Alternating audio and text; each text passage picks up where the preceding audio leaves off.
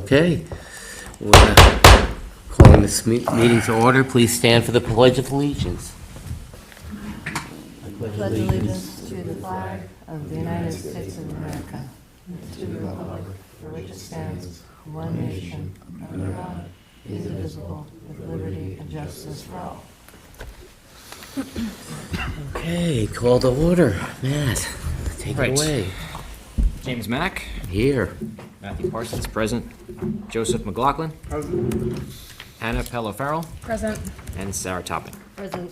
All right, Thank Mr. you. President, everybody is here. Great. Motion to approve the minutes, Second. seconded by Joe. Joe. All in favor? Aye. All right, the minutes approved. Motion to open discussions. You're on the wrong Yeah, agenda. we're on the We're on the work work session. session agenda. Oh, Oh, sorry. Didn't think we had minutes from the work session. Oh, we're in the, okay. I'm good. Matt, you're up. Matt, general permit applications. Okay, we're starting with trustee Parsons. Yep, we got 86 Cedar Lane, Remsenburg, represented by First Coastal. Do we have a representative for 86 Cedar Lane? Oh, Let's just wait till the end to see if they show up. sure. Okay. Okay, and over to trustee McLaughlin. So I have my first two are First Coastal as well. So I have I don't see Daphne here for 2 Edgemere, so on to him.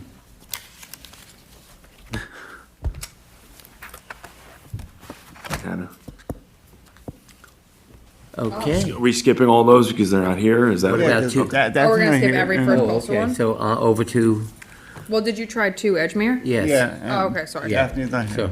Okay, well, general permit application is Robert J. Tannhauser for the first modification of 12 Suncourt Hampton Bays Shoreline Bulkheading Inc. here. I don't see them either. Okay. Is Lighthouse Trust 3-3-20 for the first modification of 11 Lighthouse Road, Hampton Bays, Enviro permits. Perfect. Welcome. You gotta take her. All right. Let's go.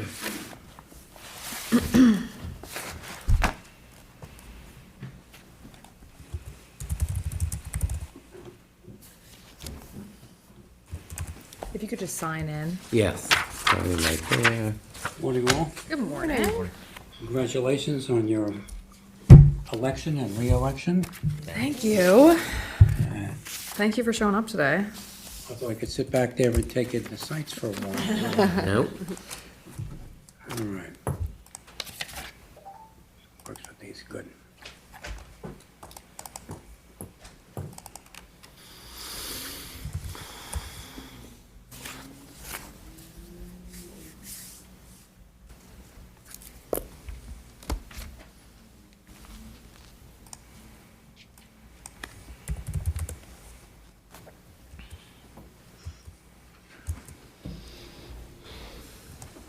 Oh, there he is, okay. Okay. Great. So this is to amend permit GP 000715 to extend existing pier by 35, 4 feet by 35 on 10 pilings, install a 4 foot by 20 foot ramp, a 6 by 20 foot float, and 4 10-foot pilings, and a second safety ladder to move position of approved lift near end of proposed pier and add a second ladder to the float. 3, all lumber to be 100% green heart or tropical hardwood. Do you have lights at the end of the pier? I didn't see those on here. Do you have lights at the end of the pier? Or the end of the dock? Sorry. I didn't hear you. Do My you have lights at the end of the dock? lights at the end of the dock. We will put in solar Okay. battery ones, yes. Okay, perfect. If you could add that to the plan, that would be much appreciated. And that was really my only comment. Does everyone else have any comments? There's ladders, No, I'm good with it. yeah. straightforward, I would Yeah, I'm say. pretty good with it.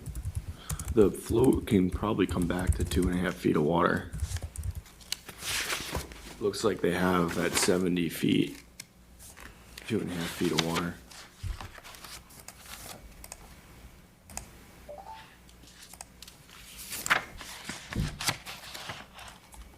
There we go.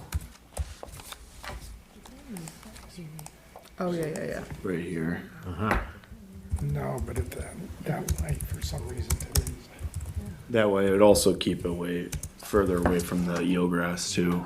Yeah. My hearing is not great today. It's 70. You get 2.5 feet of water if you want to look here, back Right, to 2.5. here. Float at, it's, So you probably Projecting could bring out that past that. float back to that. Oh, so it doesn't have to be as long be as as it is. long Yeah. as that. Do you, Yeah, shorten it up a little bit.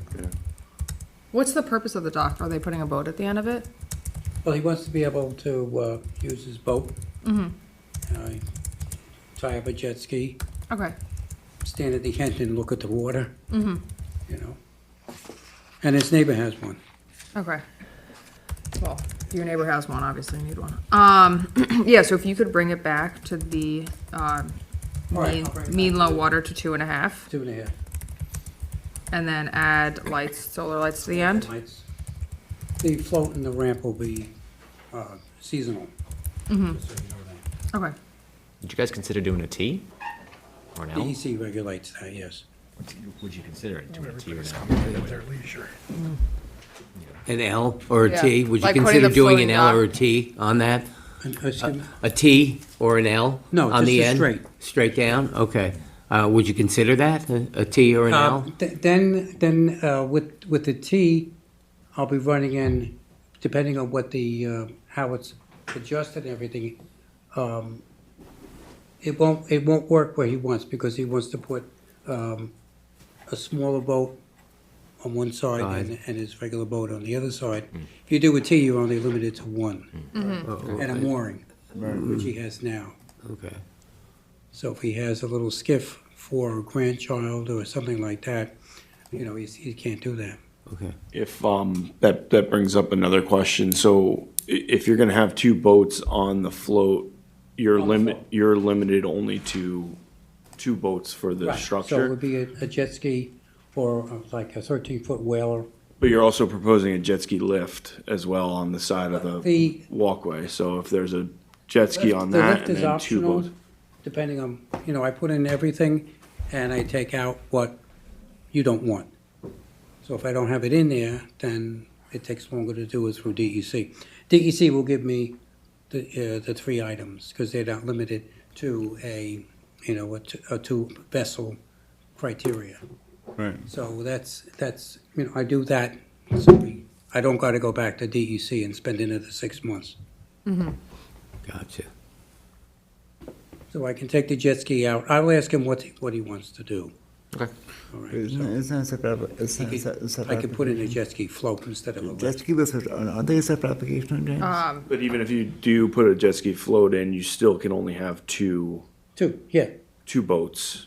right. More. Okay. But the float, the 6x20 float will not accommodate a jet ski. Right. So you can't drive it up on that. It's not, No, it's not okay. set up for that type of a thing. So you'd have to put another float in, And that would be attached to one of the sides of the or I could do float. the jet ski on a lift and the boat on the float, and that would be the two vessels. And it'd be But then limited we to would that. want it to be a T, so then you can only have two vessels there, because then if it's still a straight out, it opens it up for him having a vessel on each side as well as the jet ski Well, he ramp. could have a guest.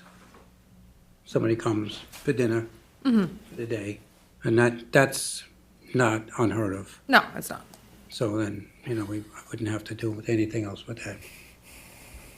So Ju- it's geared for his liking to utilize it at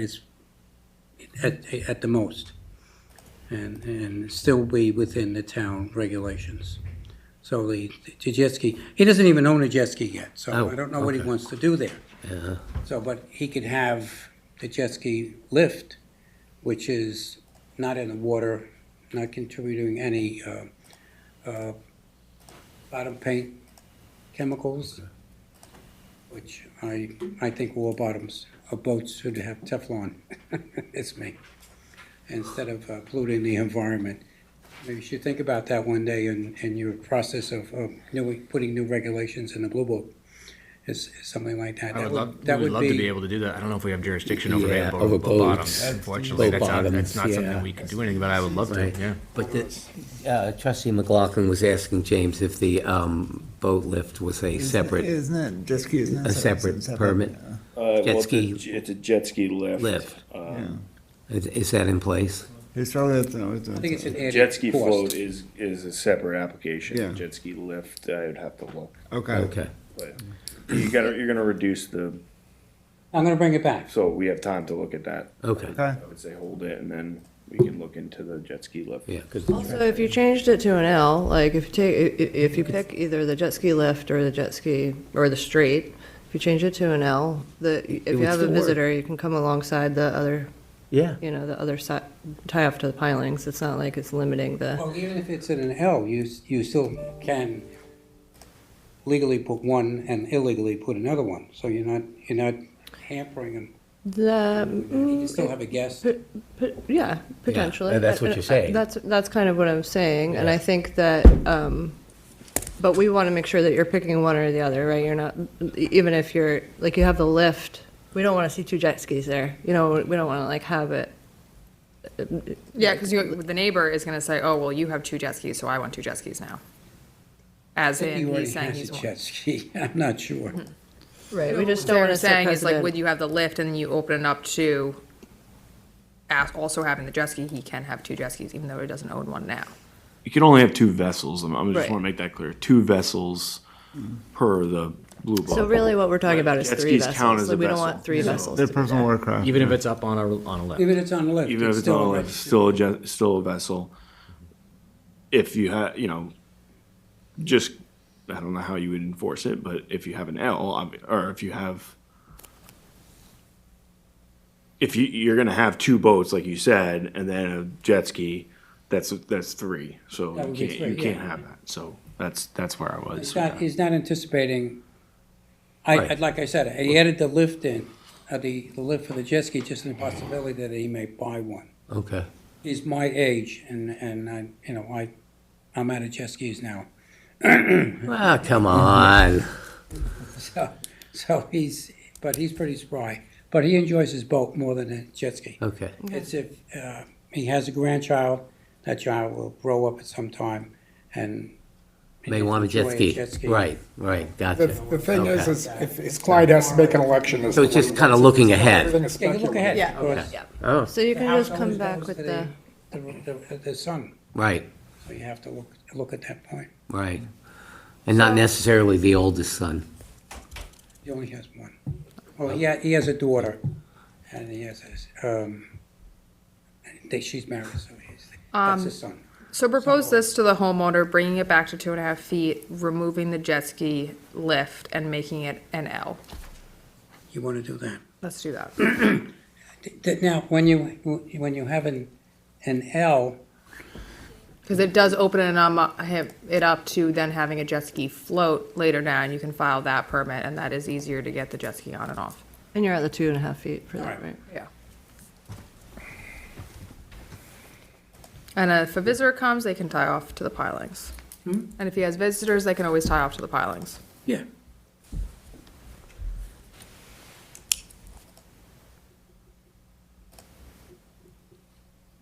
Do you want it in any particular direction? Well, it looks It's like the the property north. lines. to Yeah. the- How's the setback? Property line right there. That's what I'm looking at. How are the setbacks with the, You have to be 10 feet from the property line, so probably is that what, north? Yeah. Yeah. do so both north. neighbors have, do both neighbors have docks on both sides, or? You want it to the left or the right, standing Well, at that the end? depends on left. what the Left. setback is. Northwards.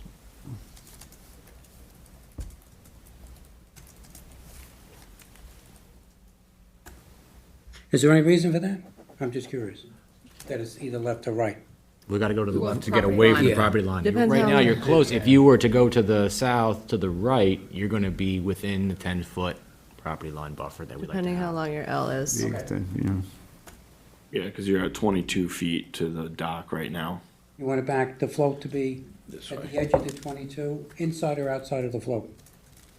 The 2.5 feet needs to be inside of the float, on the inside Okay, landward side of the float. at 2.5 feet of water, So that would be at the line where it says 70 feet. 22.5. Yeah, right here. So your ramp would start over here.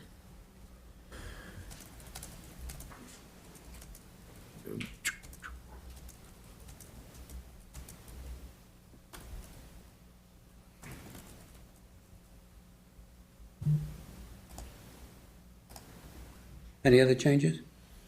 No, solar light, L, The L, short, the back. and remove the jet ski lift and see what he says about that. Plans and cover sheet. Plans and cover sheet. I didn't, Plans, you're gonna need plans and a cover sheet. yeah, plan, Yeah. I know, yeah. Amend the cover sheet, yeah. Amended, right, thank you.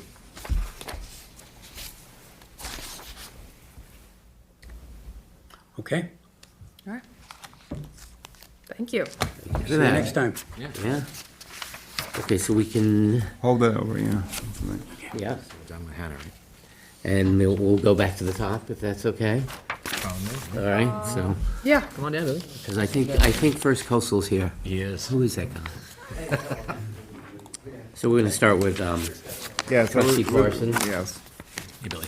Morning. Hey guys, Hello. ladies and girls and gentlemen. Billy Mack, First Coastal.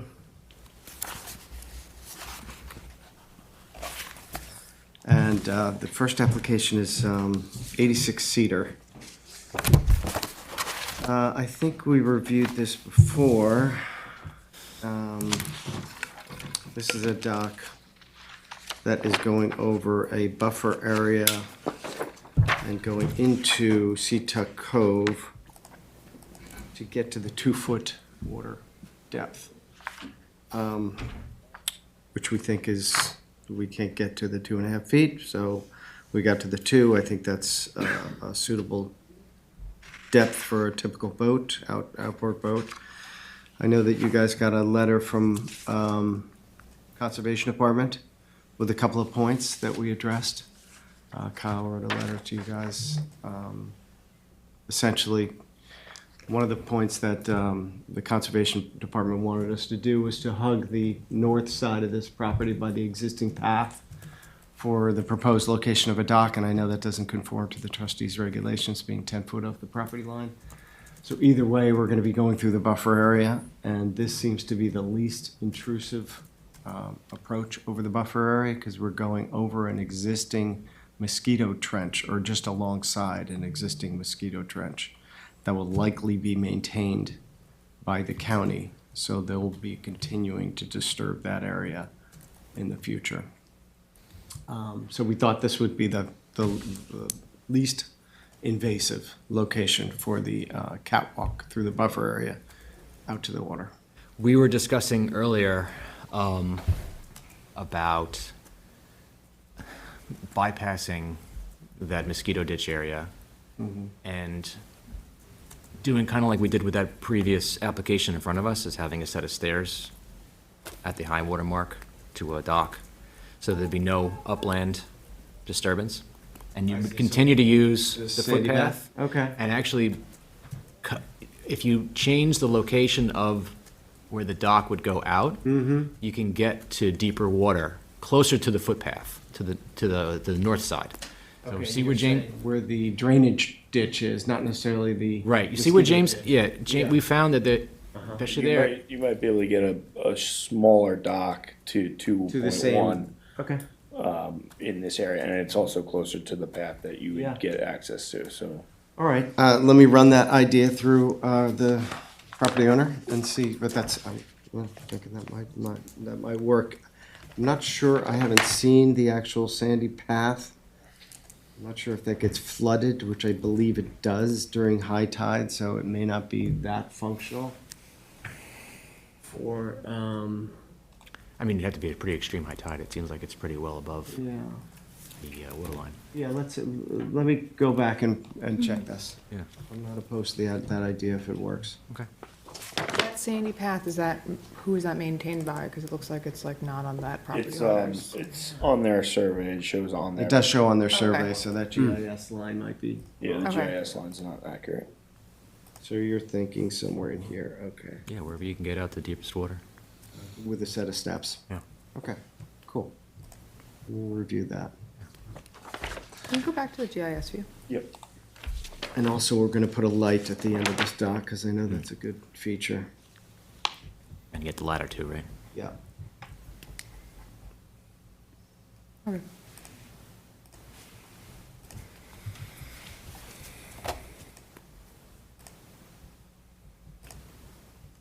Cool. Okay, I'll review that with the, or Kyle will review that with the property owner. Okay, great.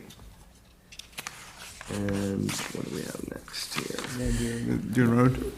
Dune Road, yeah, Quag. You want us to do them both in conjunction? They're both the same application. You can do them both together. Yes, 91 and 91, 93. 93, yeah. Yeah, they're adjacent property owned by the same people. As a matter of fact, there's an error in your agenda. It's not Katzmatidis. Okay. He's in East Quogue. This is two adjacent properties in Quogue, which are two, I believe they're held by two separate holding companies. But one's 91 and the other one's 93. Yeah. So raising about 6 inches, materials, All compliant. one. Yeah. And this is, just so everybody knows, this is along Quogue Canal. It is a failing bulkhead that is definitely in need of repair. It's very deep there. It's anywhere from 8 to 10 feet deep. The 6 inches, is there any, the neighbors to, We're going to be matching the height, but, okay. Of, That was my the- question, yeah, of the, I guess it's the eastern okay, Okay. bulkhead that was done relatively recently, so we'll be just Okay. matching that height. okay, good, good. Yeah, and we know that that area gets flooded on a regular basis, so that Yep. 6 inches will help. Okay. Questions, guys? Go with it. Are you redoing the inside of the bulkhead here, or just? the No, outside? it's just the outer side. The inside's fine, Okay. and it's a heavy lift for the property owner to do, so they're only doing what's necessary. I just wanted to make sure. Yeah. Do you have photos of the failing bulkhead? Are these, I thought I saw them in there, that's why I'm asking. you know, they're not the greatest, because when you can see, it's just on the landward side of that path, that walkway, it's collapsing, and that is the, that it's failing from the bottom. The sheets unfortunately are too small, too short, so it's eroding from the bottom. So it's this property and this property? Yes, exactly. You know how old the current bulkhead is, or, you know? It's not that old. It's probably about 15 years old. Why, didn't get much out, okay. Yeah. And they're not touching either basin? Yeah, the basins are fine. Okay, that's good. It's a vinyl sheet vinyl. pad? Yeah. And it didn't go in deep enough? Yeah, this looks fine. That was the problem. Because it's so deep there, that hydraulic pull just starts eroding the upward land, and they're, yeah. Do you know how deep the piling, the sheet piles are there now? I think there were, don't, but I have an idea there. I think there were 12. Okay, and what are you guys doing? You We're guys doing 14 to 18 minimum. Yeah. So, it's, like I said, there's certain sections that are 9 feet deep there, so. To go deep, we'll go. Right, okay. I think we're good, yeah, that's fine. I do. Okay. You almost there, right? Sorry, I don't see the vegetation on the cover sheet. Oh, did you plan, yeah, did you plan for, the tree? 10-foot vegetation. I see that on the plans, just not on the cover sheet. Yeah, So if you could just Okay, add so we that. can add that to the cover sheet. I'll get Andrew to send that. Beach grass, 10 foot. Yeah. Okay.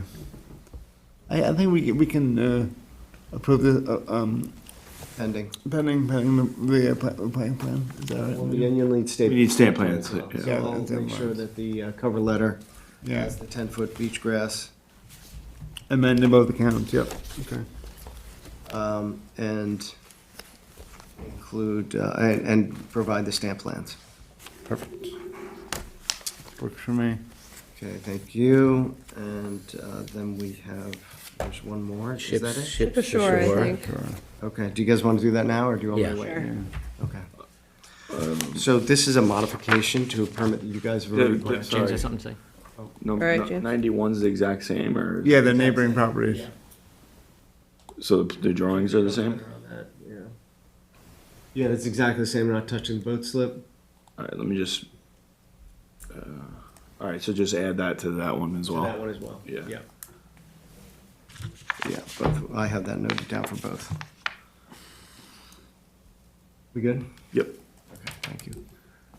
So, Sarah, yes, in Sag Harbor, this is Ship Shore Marina. Yep. We did get a permit from you guys, thank you very much.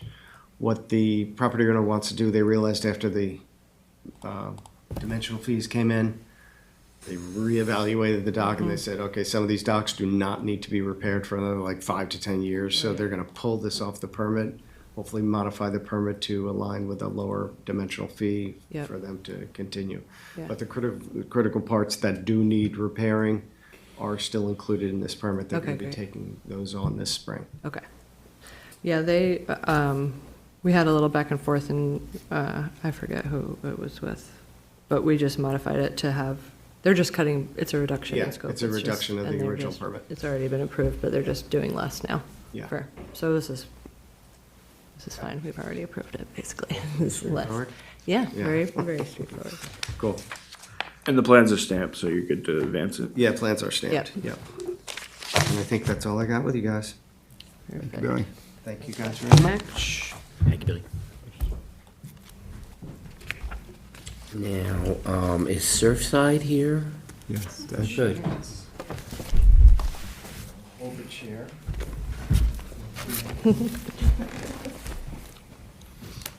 Good morning. Hi. Hello, If you could just please sign in. absolutely. Thank you. My name is Daphne Vaughn. I'm from Surfside Environmental. It's nice to meet all of you together here at once. Hi, Daphne. Thank you. Welcome. Morning, Daphne. So we're way back around, this application has been around for a little bit. Go back and forth, there was an issue with a hope spot with Mr. Pickerel.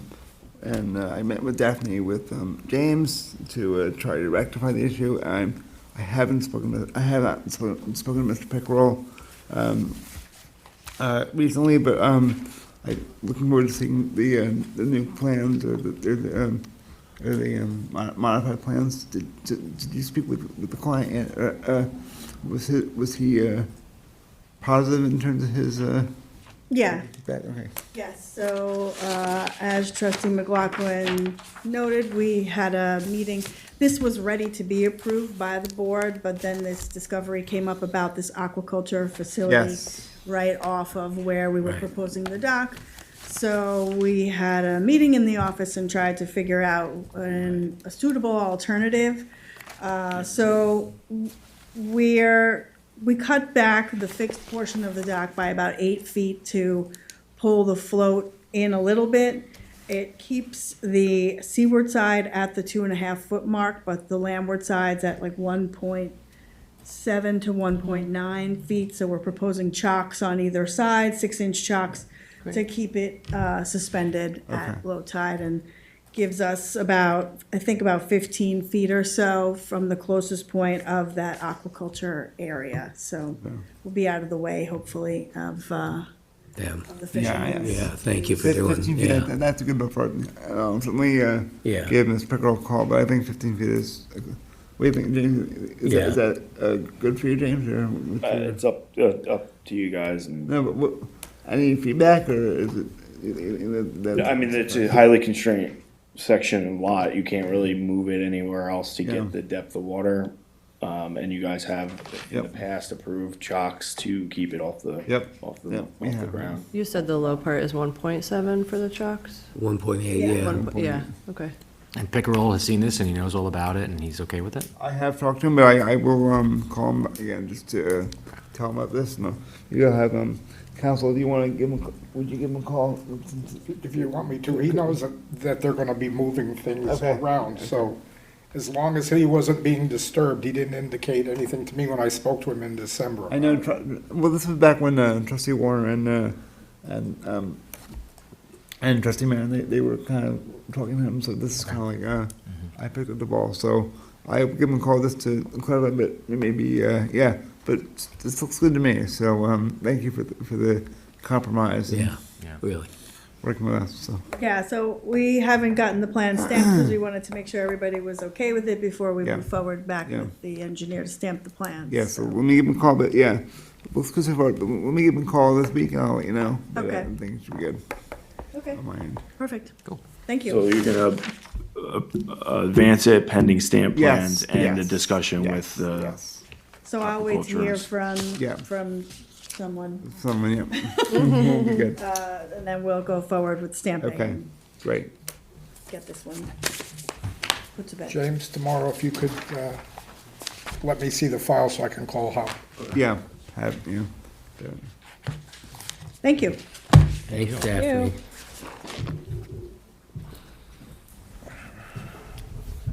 Okay. That's all right. I have one. Is shoreline bulkheading here? No? All right, No. then, no, sir.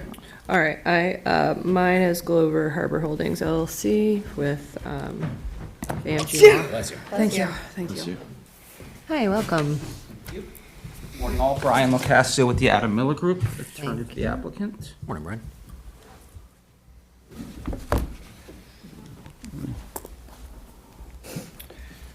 So this is 37 Glover Street in the Village of Sag Harbor. And this, I guess Matt and Joe might be a little more familiar with because it seems like the original application was in August, maybe? Does that sound right? About right? And it has been modified a couple times, and it looks like it was changed to an L shape.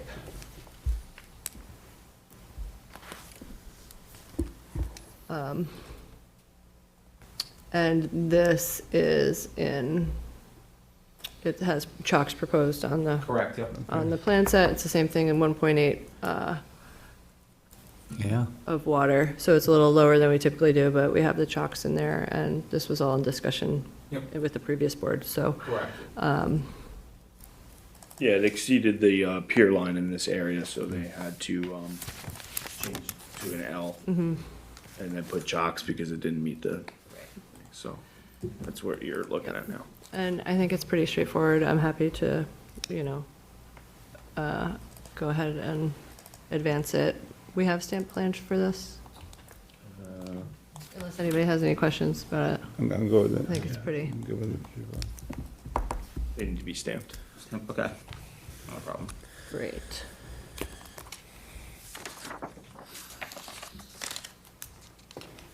I think we're pretty good, right?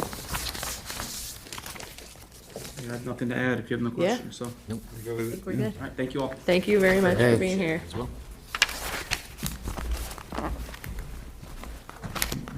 Yeah, take care. And that's it, huh? You got two stamp plans. Yeah, we got two more, right? But the other person we did not, no. Yeah, well- Okay. What happens if we go into exec and then Kristen shows up? Is she just like, that's, sorry? Well, we still have to do the Right, we grant have those application. other Stamp two. plans and see if she shows up, and then it's, I don't know if you can reopen it if she shows up You after. can always go out of exec and reopen the session, but the practical aspect is, She's not here, yeah. She's not here, she didn't show up. So let's go to the general permit applications, and then Yeah. if she shows up, she shows up. If she doesn't, she doesn't. Great. All right, so 3 Bay Meadow. That's trustee Parsons? Hey, yeah. All right, right. here we go. Let's take a look at those stamps.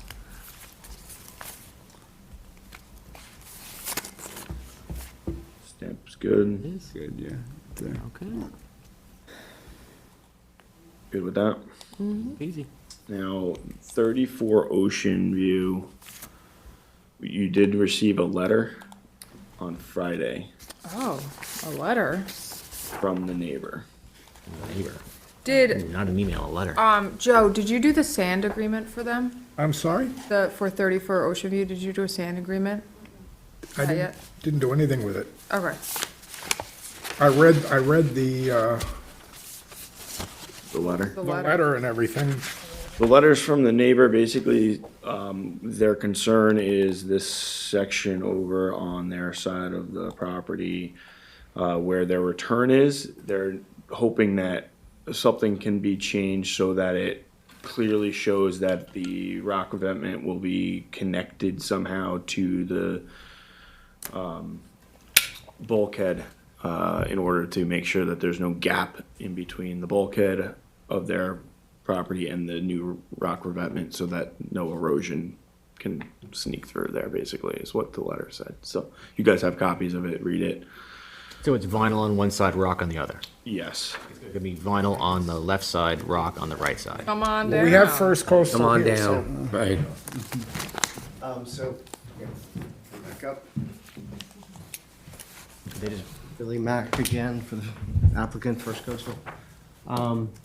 So, yeah, we did get a letter from the property owner's consultant, and he suggested that even though it's not shown there, that we connect the proposed rock revetment to their return, and he gave us permission to do that as part of the application.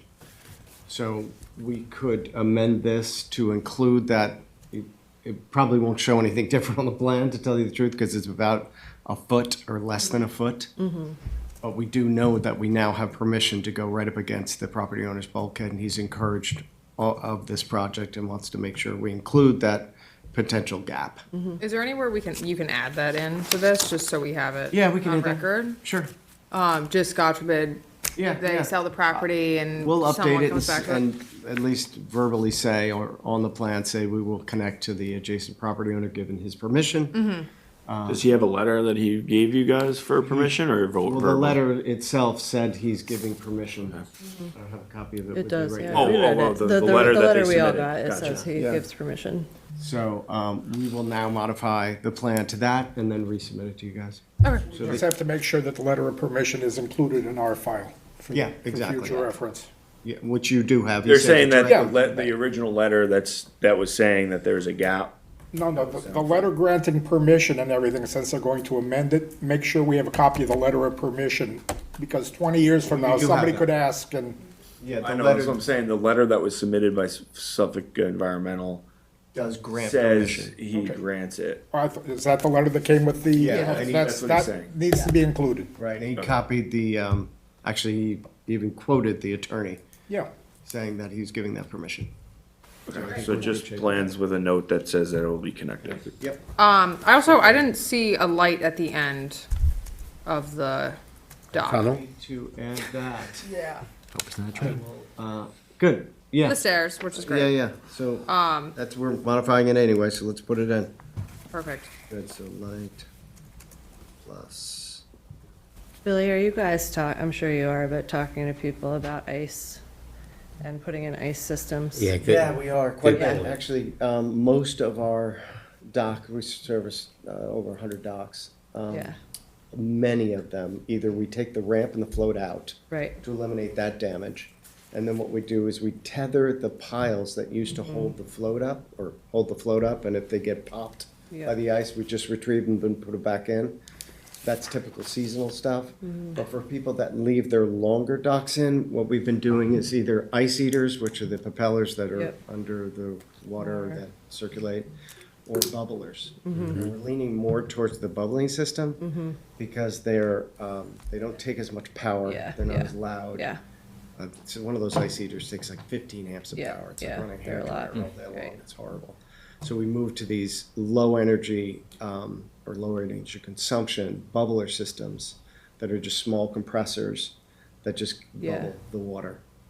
And we put them in for every pile. Those that we've been installing them, mostly those are in Sag Yeah. Harbor, have been very successful. We haven't had any ice damage. So we've been fortunate with most of our customers to have limited ice damage, although we are surveying all the properties that have ice damage, and we're reaching out to them to Right. see what they want to do. And Have you seen, I'm sorry. No, I go saw ahead. this, there's like an ad on Facebook that like people are putting corrugated like piping around. I Yeah. don't know if it like works or Peconic like. Marina did that. Cheese, Yeah, it's a like- sheath. Yeah, it's a And then sheath. what the Yeah. idea is that like it allows the It allows it to the ice to move. move up and down. Yeah, have you But it only seen works- or used that at all? it's only for pilings though, right? I mean, it's probably more only expensive. for It's For pilings, it's isolated not. pilings, you Yeah, can have it on a float okay. too, this corrugated thing, and then it chains to the floating dock. So the gap between the corrugated pipe and the pile itself doesn't have enough water to allow a very strong bond to the pile Yeah. with the ice. So in theory, and it does work, all of Sag Harbor docks that we built have those pile Oh, they mates. do? Okay, You interesting. take a look, the village dock as well as the private marinas that we service. We installed pile mates, is what it's called. The guy's from Long Island. It's interesting. He's got a funny story.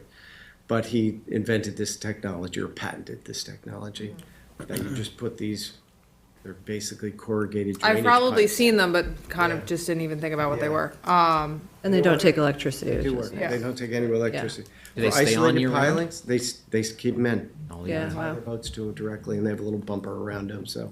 I just wanted to make sure that these conversations were happening with like applicants, because I Yeah. think a lot of these people are, if it's a new dock or something, people are building these docks and they're not used to these hard winters, and then, Yeah. we're about to enter a season of Yeah, it's a- retreat, help. Definitely a large dock Clean up, builder out here. so- We have the conversation with everybody who puts in a new dock. Yeah, but Yep. do you have a rough idea of how many clients you have that are gonna have to have repairs and things come back? to Pretty us? limited. We do have one, and we're submitting that application to you guys for ice damage. Their dock got completely destroyed. Yep. So, but it was like a change of ownership, so there was nobody really paying attention. So we'll be submitting that application to you Great. guys. But most of our docks, fortunately, are in really good shape, we're happy to say. Happy to hear it. Yeah. Thank you. And I think it does take that education to the For property sure. owners and all the Yeah. different devices, including that. Yeah, I was just interested what, like, your take was on it. Yeah, I think it works.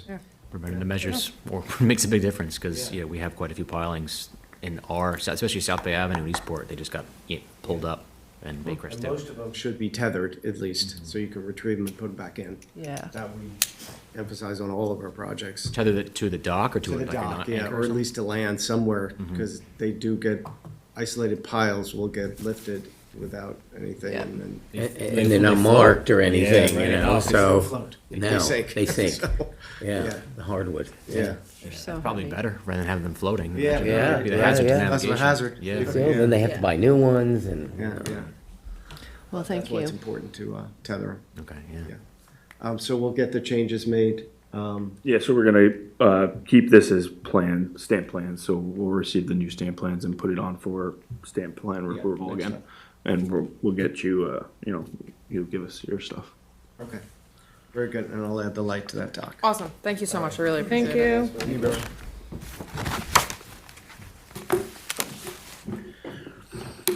Okay, so do we do last call for that last one?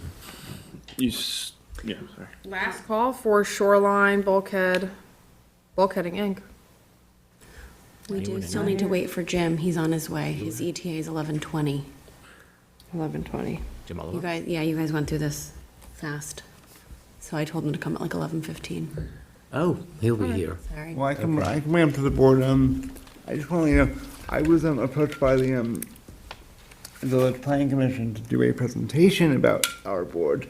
And I mentioned it to President Mack, and I want to know what the rest of the, how the rest of the board feels. And have a public discussion about it. And so, how do you guys feel about me? For the village? Yeah, they want to know what we do and how we can work with them better, and because nobody knows what we do, as a board. So, That would be great. if you guys are okay with it, I want to. I'll do like a little PowerPoint. I'll do it with Miss Charlotte Van Houten, and I'll do it with Jimmy, and we'll. If you guys are okay with it. Cool. You guys good with Let me know that? if you need any help. Yeah. Yeah. Just a little history, and Hannah, you well, good? basically. He he's putting together a PowerPoint. The village has requested that we come by and do a presentation as to what we do with the village, so. So He's gonna put together a PowerPoint. I'm gonna go with him. I just go to one of the village board meetings. It's actually the Village Planning Commission. Planning department? Or Planning the planning Commission board? wants Oh, this, planning commission. Yeah, So, I'll talk to Charlotte Van Houten. it'd be nice in the to see it office, before you guys do it, just in case. Yeah. Yeah. Oh, definitely, yeah. I'll talk to I'll talk to a day where I can come in and we'll sit down and do it. So, all good. That's good. So that's all I had. on Great. the Discussion. Very good. We're talking to Jim Olivo in public? Or we're doing that in executive? No, in work session, I think.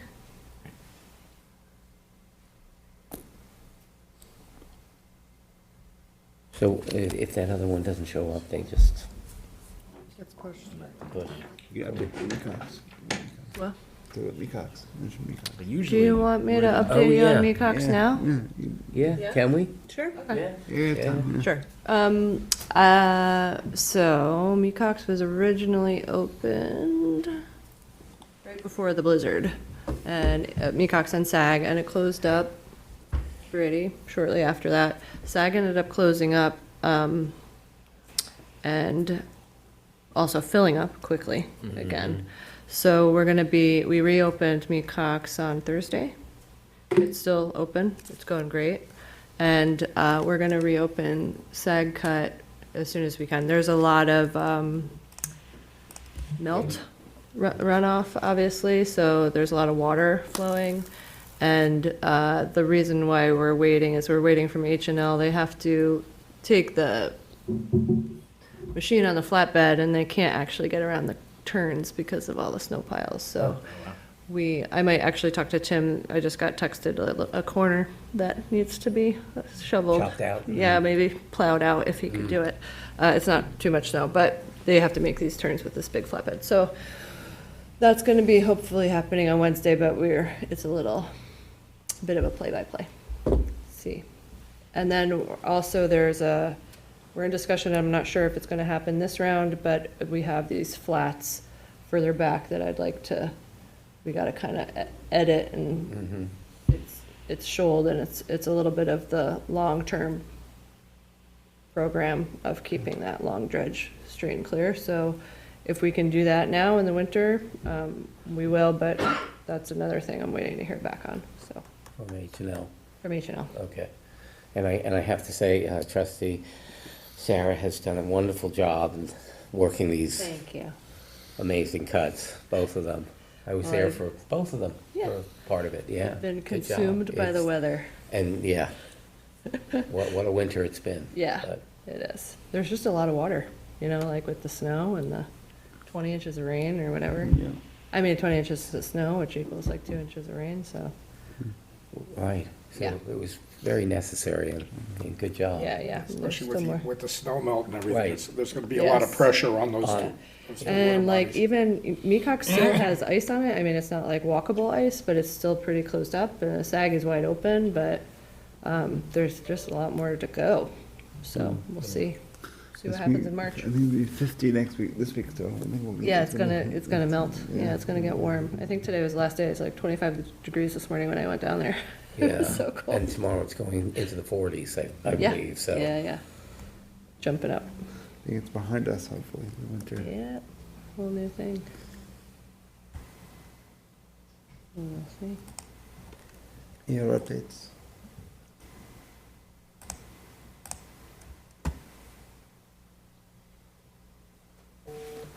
Anything else we can bring up? I think there are, there's the birds, Oh, yeah, the birds, yeah. but it's not like. We talked about that last meeting. Yeah, we did. There's no updates. Yeah.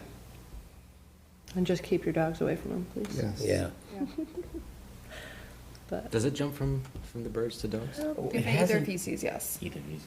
What was that? They eat their feces, yes. Is it? Oh, what are the- okay. What are some of the things to be concerned about? They'll start vomiting and they'll be lethargic. Okay. So just don't let your dogs eat geese poop. And I feel like that should just be a rule for all the time. Right, but they will if you allow They will, them. and then Yeah. especially like check their paws, like when they come inside, make sure you're washing their paws when they, yeah, if they're coming into in your house. Mm-hmm. And or if they're not licking their paws. The signs are like just, they're lethargic, they'll start vomiting, they might have diarrhea, but just if your dog is not itself, like take your dog to the vet. You mind giving me a little Yeah, bit let them know. of background as to Yep. what we're doing with the presentation? thanks, Hannah. No problem. Keep your doggy Pup safe. safe. Keep Yeah. your doggy Yeah. safe. No, Geese my- poop and the blue-green algae, it's like my biggest fears. My beautiful golden retriever, she is into bird poop. We have chickens all are. and she's obsessed with it. They She actually all she's adopted one of the chickens as her baby. My golden retriever did that too. It's the one that's the same color as her. I know mine was like a, down on the side of the road. Wow. Those calls would be like, there's a new bird. My dog found it. And Is the then- bird okay now? No, she died. She got too fat. supposed to get bigger meat birds they kill at like 8 weeks old. And this bird was like 3, and it was, Oh, my God. it was like 15 pounds, it was so big. Tasty? And we didn't eat it, no, Oh. she had a proper burial.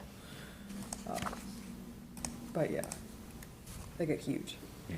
like comically large, and she couldn't walk because she was so big. Because they were just bred to gain weight. What Wow. were the feathers like? Was it like a thick? Yeah, she was just like a white, beautiful Regular. bird, Okay. yeah, with a lot of meat Yeah. and like not strong legs, so she just couldn't walk. Yeah. She could have just died. Wow. Kind of relate to that, you know? But she was easily their biggest bird. Because Wow. all of her other birds are like maybe 4 pounds. And 15?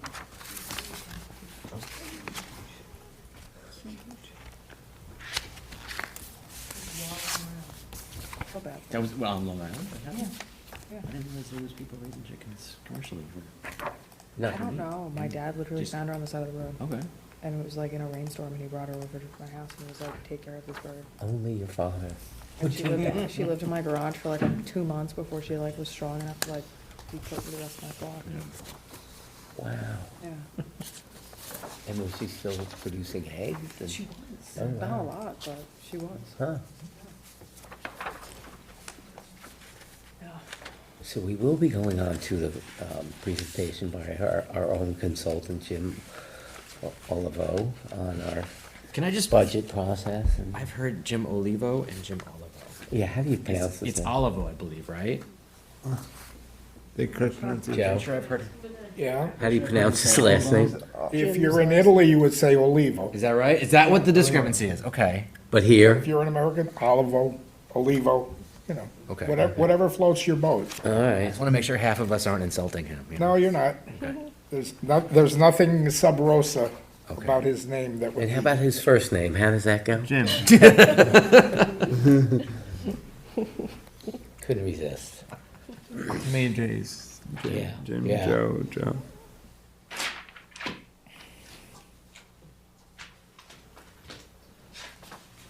Yes, I have Uncrustables. Me too. I brought 2. Oh, okay. Brought one. Okay. Well, I brought an extra just in So case. sweet. I love Um, them. Bye, sir. Bye, Nice thank to you. see you. I got these like things that you can make Uncrustables. It's really just like a I have that too. press. Good.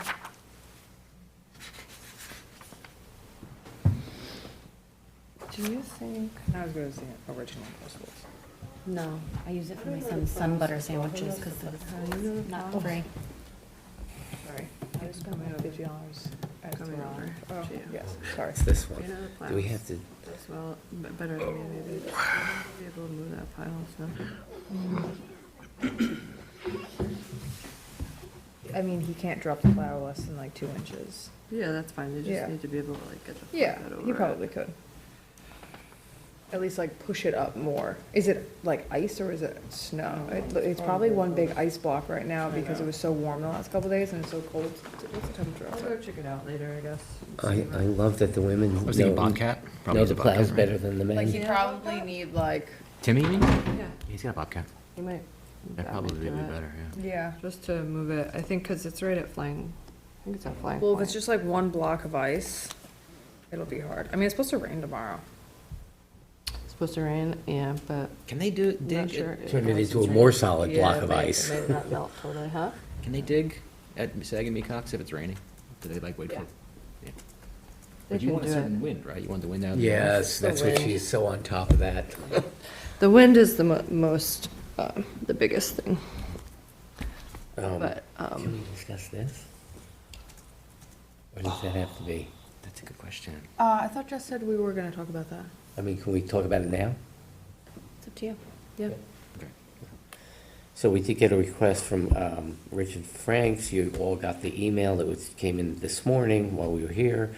And I'll just read it out. The Sag Harbor Fire Department reached out to us in reference to the availability of the boat slip at Bernard Place, Mill Creek. For the last several years, the trustees granted permission for the fire department to keep one of their fireboats on the other side of our patrol vessel at the end of Bernard Place. Please advise they can do this again in year 2026, and if you need anything additional from them, I can pass along. If it's something that they've already been doing, like, if it's something that's been happening. Yeah, Then well. it seems like an easy, sure, continue. Right, yeah, yeah. Yeah, no, it's the fire department. I know we do, same thing for, Trustees, what we told me, Right, right. he gave me a slip, so it's a. Same thing in North Sea. Yeah, we totally like to, assist what we can when it comes to the police and fire. Yeah, Yeah, yeah. definitely. So everyone's in favor? Yeah. Yes. Good. Unanimous, is in favor. That's the demo resolution now. Still has to be done by resolution? Yes. Okay.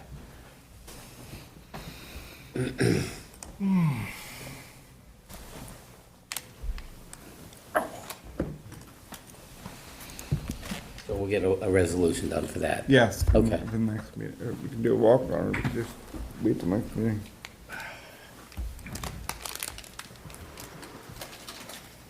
How's, Jim Olivo doing? I texted him that you guys were ready for him, but I haven't gotten a text back. Probably parking. Yeah. Walking. How long ago was that text? When was the last time you heard from him? He texted me at 10 saying his ETA was 11:20. Oh, okay. But is he coming from west? Yes. Oh. Well, it's late enough, it should be Yeah, I open. think he comes from like Nassau. Oh, Yeah. I'm gonna excuse myself for a moment. Get just okay. Excuse me.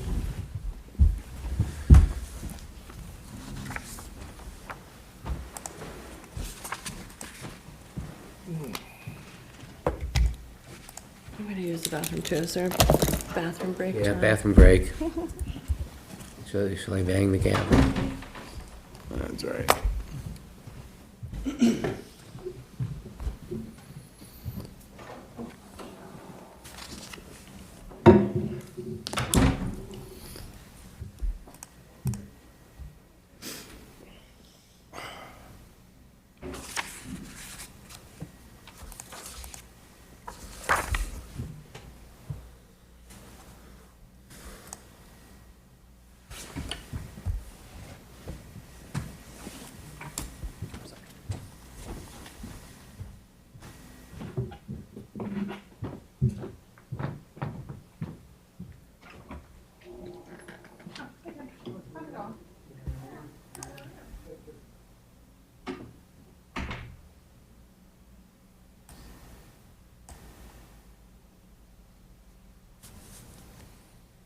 I just pulled up this Mill Creek request, Bernard Place. Is this a trustee-owned property? I'm just, Where are you? the request from Rich Franks, sorry, I'm just like looking at this. Do you know if this is a trustee I don't property? even know what you guys are talking about. Oh, I don't think I got the email. you didn't get the, You're not on the chain, yeah. It's about Sag Harbor Fire Department. This is just the first I'm hearing of this, so I just am trying to let me. go back to familiarize it. myself. It is Bernard Place. Bernard Place, Mill Creek, the They're boat saying there's slip. a boat slip that the trustees allow the Sag Harbor Fire Department to put their boat there. Have you ever heard of that? It's the first I'm hearing of it. It's I don't know alongside, if that's ours. it's alongside their patrol vessel, so it wouldn't necessarily, I mean, Like, we don't rent any slips out there, so I'm Right. just, and I don't recall ever hearing about this, not that it's very possible it has been done. I don't doubt that, but I'm just, is it definitely ours? I just want to make sure. I don't know. I don't even know where. It says for the last several years, the trustees granted permission to the fire department to keep one of their fire boats. Do we have a permission letter from them? That's what I don't know. Or a resolution that's done in the past? I don't even know if this is our property. Jim is here. He'll be in that. Sorry. Oh, Okay. you go first. Thank you. Because you're more inward. Yes. Step over my file. I think we might just need to look into this a little bit further. What is it? We were just circling back to the Mill Creek Bernard Place request, Okay. and I'm just not familiar with this. Like, me and James haven't really heard, and Joe Lombardo, we haven't really heard about I bet Timmy This. would know about it, right? is it trustee property? Like, what is, I just wanna make sure, cause I don't know much about it. I think we just need to check if we've like issued a letter of permission before, or how were we allowing this in the past? We might need to do a little bit of research. Yeah, yeah. Just to double check, triple Because if check. it's not our property, how can we grant permission? But what did they say, a pump out boat is there? It's their Hello. patrol boat. Marine Patrol. Yeah, Marine Patrol. You got the PowerPoint up there for me. Got a cool clicker for you. Good. The laser doesn't work, it works, but doesn't show up. And there's no pointing around here. Does he have to do it from there, or can he sit here? You probably should do it from there. I'll bring the sign-in sheet. Good morning, all. Thanks for doing this. Good morning. I'm gonna bring the sign-in sheet over to you. I'll sign in afterwards. You can get going right Put it away. right under. All right. We're still on camera 10 minutes, you know. Let's see how this one's gonna work. All right. Well, this is a postponed presentation. I was going to do this last month for you, but apparently they had no heat here. So Jessica called me, said, can you do it now? And I will do it now. It's a very germane program to what you as a board are responsible for. Kind of today, don't think of me as the consultant. Kind of think of me today as the teacher. This is a program that we've presented a number of times throughout the state. It's excerpts from a program that goes about 3 hours long. That's available from New York State GFOA as a webinar. It's a tape. You will recognize some of the people on the tape. I'm on it. And maybe a couple of other people that you might recognize from the business. What we're going to talk about today is what your responsibilities are as a governing board. Now, a lot of the information in this presentation is taken care of for you because the town controller takes care of it. The important thing for you as a board to understand is where are the regulations coming from? Why is it sometimes feel like you're encumbered by somebody telling you, no, you can't do that? This will give you some of the basics as to where that comes from.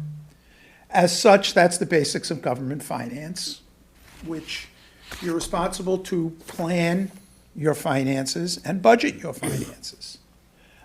We're also going to go into a little bit of accounting, audit, and financial reporting, which is part of the program. So let's get going here with what are policies, managements, and operations that you might need to know in your fiduciary responsibility to the public. You are a public trust, as every governmental agency is. One of the major things that we always emphasize is you have certain obligations, such as fiscal oversight and financial reporting.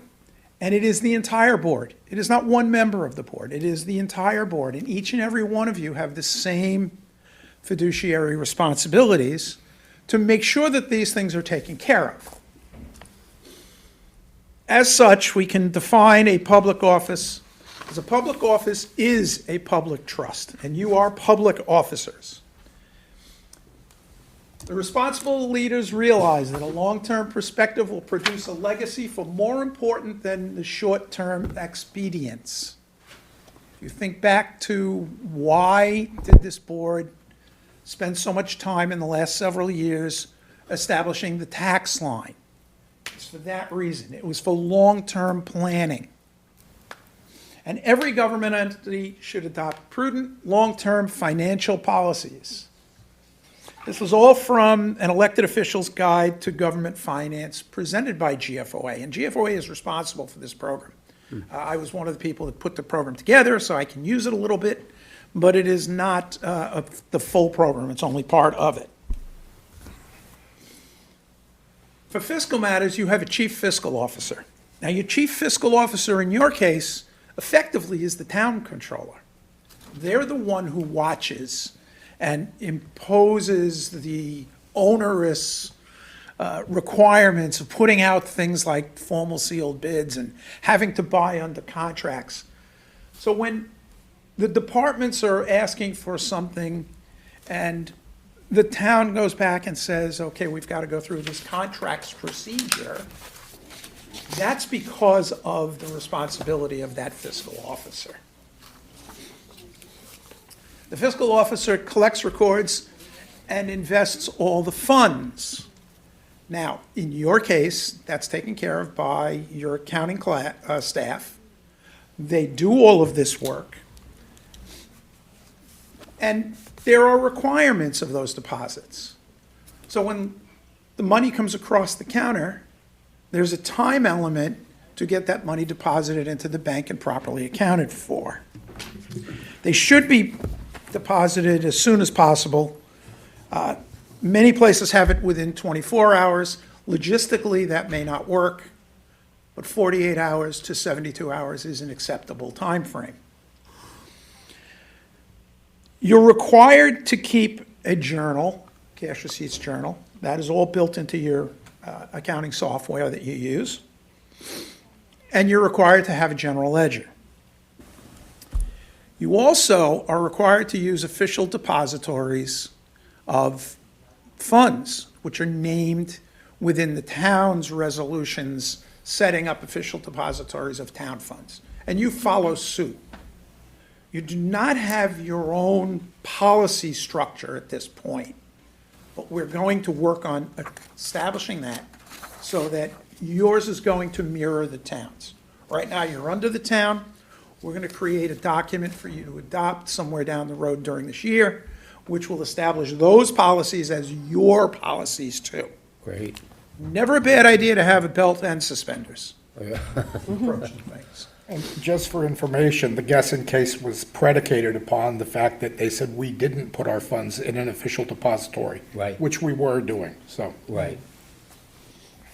Which I didn't know, Yeah. but I wasn't around for the Gessen case. That was a bit before my time. Wasn't it several? We had it in several, but we did Several, have it in an official. official depository. Yeah. But we also weren't under the auspices of Town Law 64, which mandated it, because we weren't a town. Right.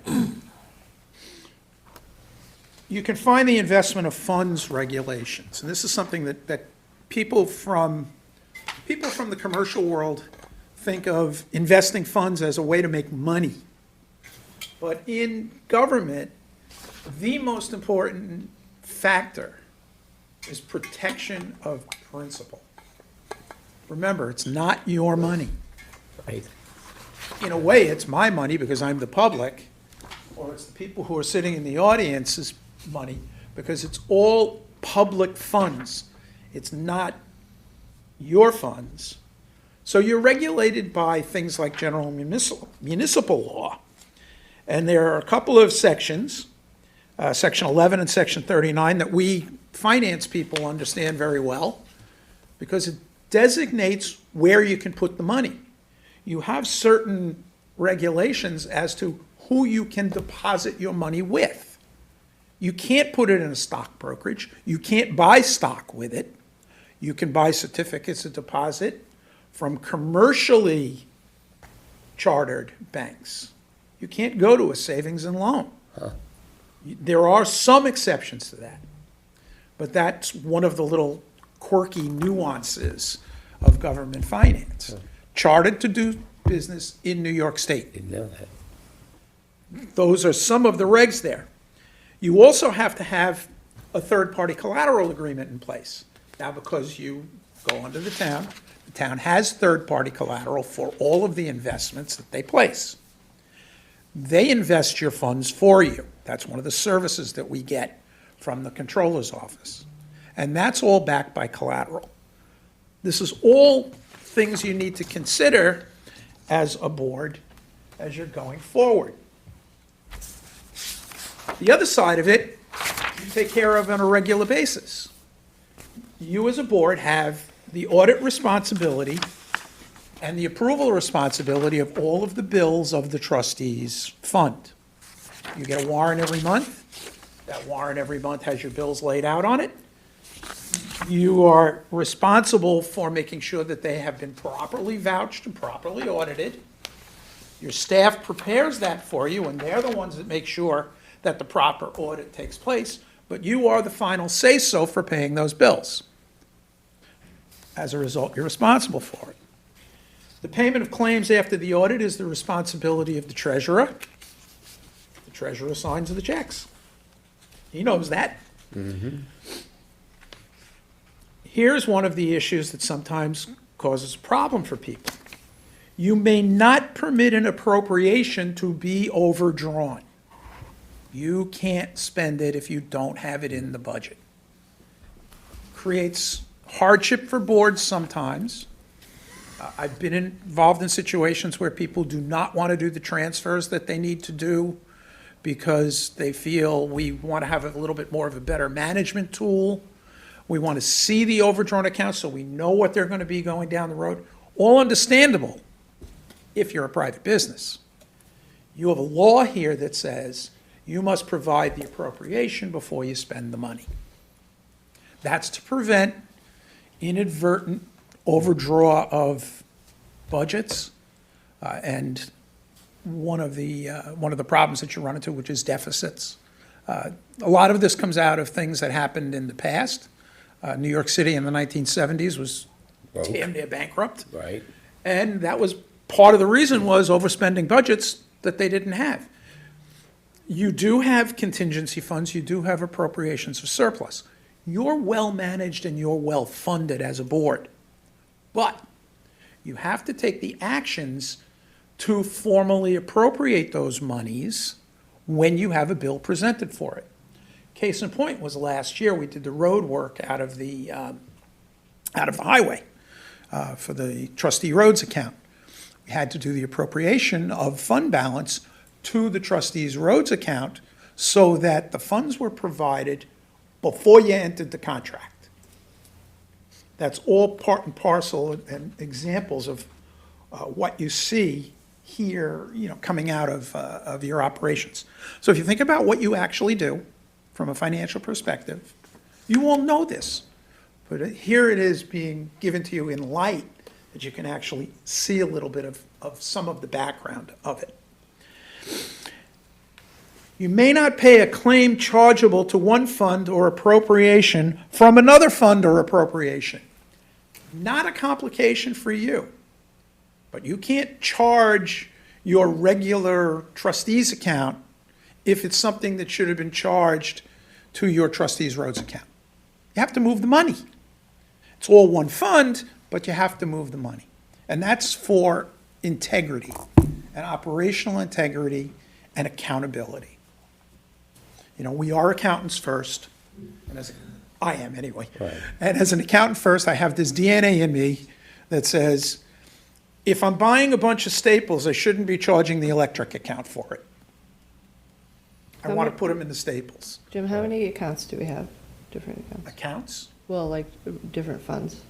She's asking about how many GL lines we I think have. she means Well, I'm not sure GLs. how many GL GLs. lines you have. GL lines. You have them delineated out probably on the order of 45 Okay. lines, different lines. Sarah, Lisa has an entire sheet. Yeah. Yeah, Yeah. okay. If you go look at the budget that we had approved, Yeah. and look at that document, take you through it, you've got all of your lines listed out, you've got your budget, you've got an estimate of what you were going to spend the past year. Yeah. I don't know how it came out yet, because we still are waiting for numbers from the controller's office, particularly, I've not yet seen the salary accrual, which is a year-end process that they have to go through. Right. But then you take a look at it and you'll see what you had left.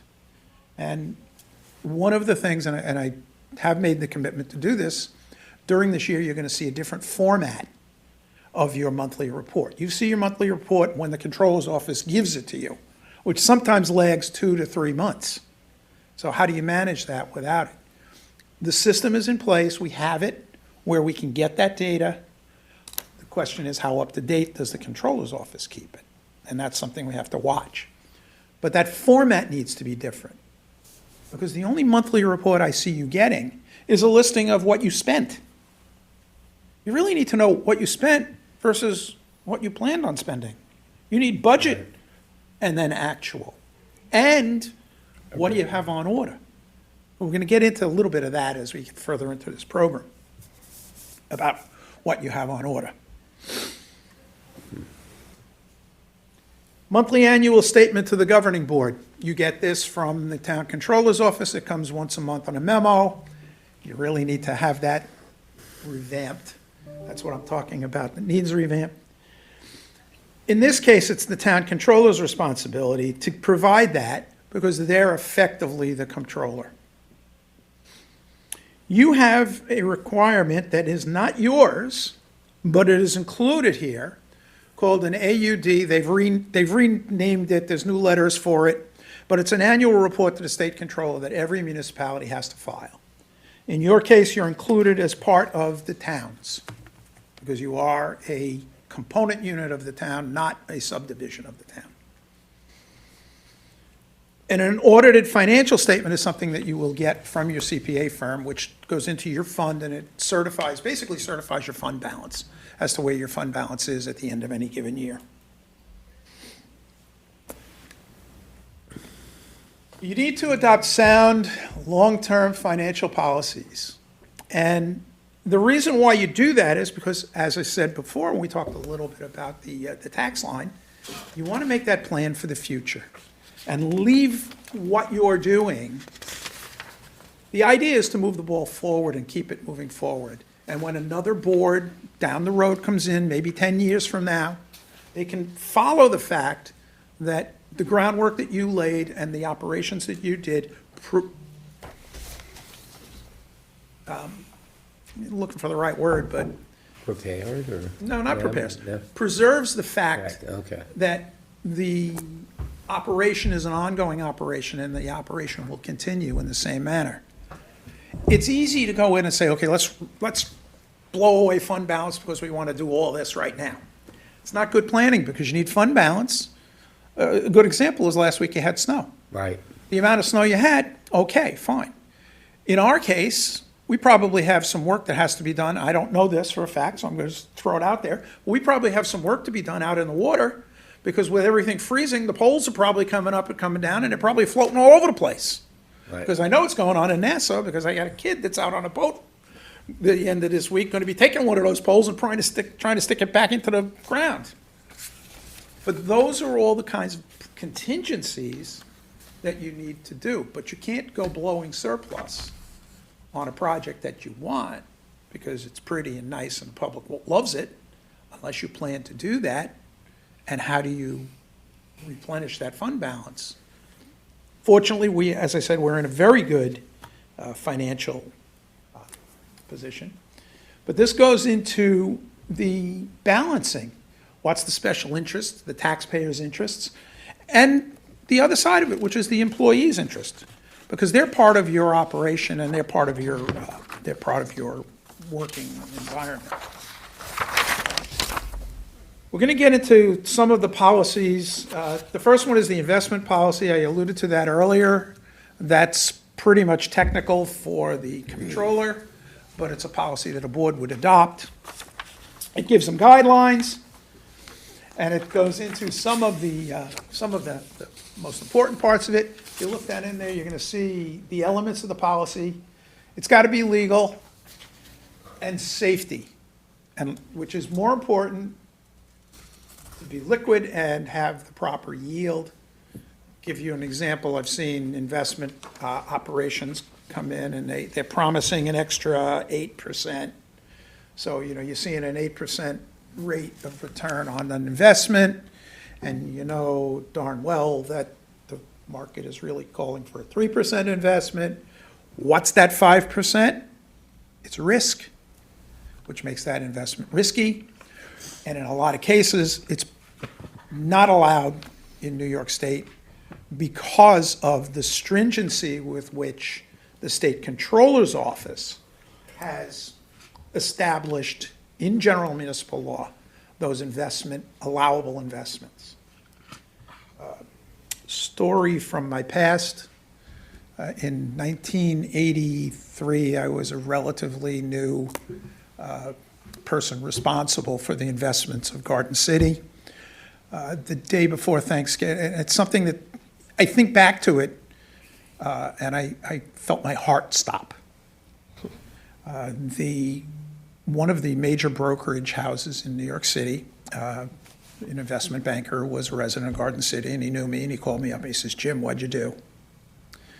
And I said, "What'd I do? I don't what." He says, "Garden City is coming across the Equifax line as having lost $10 million of an investment in the Lion funding situation," which was an outfit called National Money Markets, and they had everything collateralized, but the collateral was all pledged. They had a small amount of collateral, and they pledged the same collateral across all of the investments. And it went belly up the night before Thanksgiving.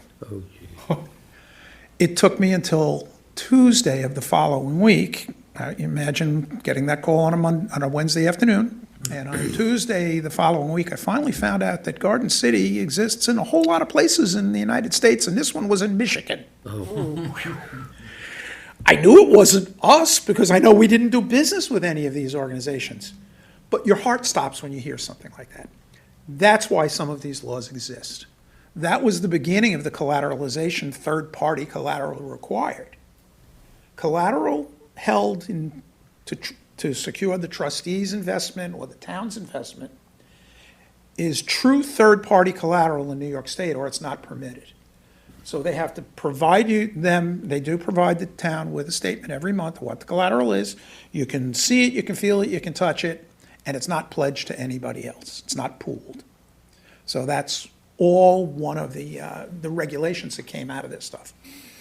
New York State, for all its liberal mindset, is probably the most fiscally conservative state in this country. They don't play around here. And it's been like that for my entire career. Is that because of what happened in New York City in the 70s? Well, New York City had a whole lot to do with it. I would But imagine. I think truthfully, I think more of the problem was in this line funding and the origin of that, because it's not something that's not surprising, because they do it all, this wasn't the first time, and it wasn't the last time something like that happened. Yeah. What it is, though, is a warning. You can't chase rate. Cleveland going bankrupt didn't help matters. Cleveland either. Detroit is, Detroit's pension funds going under was a bit of a problem, too, in the business. All around the same time. Right. New York's. Well, New York City was 75, but Cleveland 75. was, I think, 74. So, sorry to be so dated, but Wow. you remember these things. And Detroit was in the mid-90s. Okay. So, it's not going away. It comes from people who think that, and a lot of times it's people who come in from the private sector that are going to chase rate. Right. And there's many times I've had to put a bit in the horse's mouth and pull him back and saying, you can't do that. And when our relationship will go that way somewhere down the road where I'm going to have to tell you, you really can't do that. The question is, how do you get around it, or how do you do it? And how do you accomplish the goal? The goal is the important thing, but sometimes you can't get there. So that's what you get from your professional staff, is that holdback. And you get it from the town. The town is very good at that. Right. This is one of the ones that I'm certain that, I know Tim is here, and I know James is here, and I know that they can't stand this thing, but there's a procurement policy that absolutely hamstrings an operation. There is no doubt it's a pain to deal with. But it's in law, it's under General Municipal Law 104. You have to lay out a policy of how you can buy, what's the authorities, and it all goes into that control issue.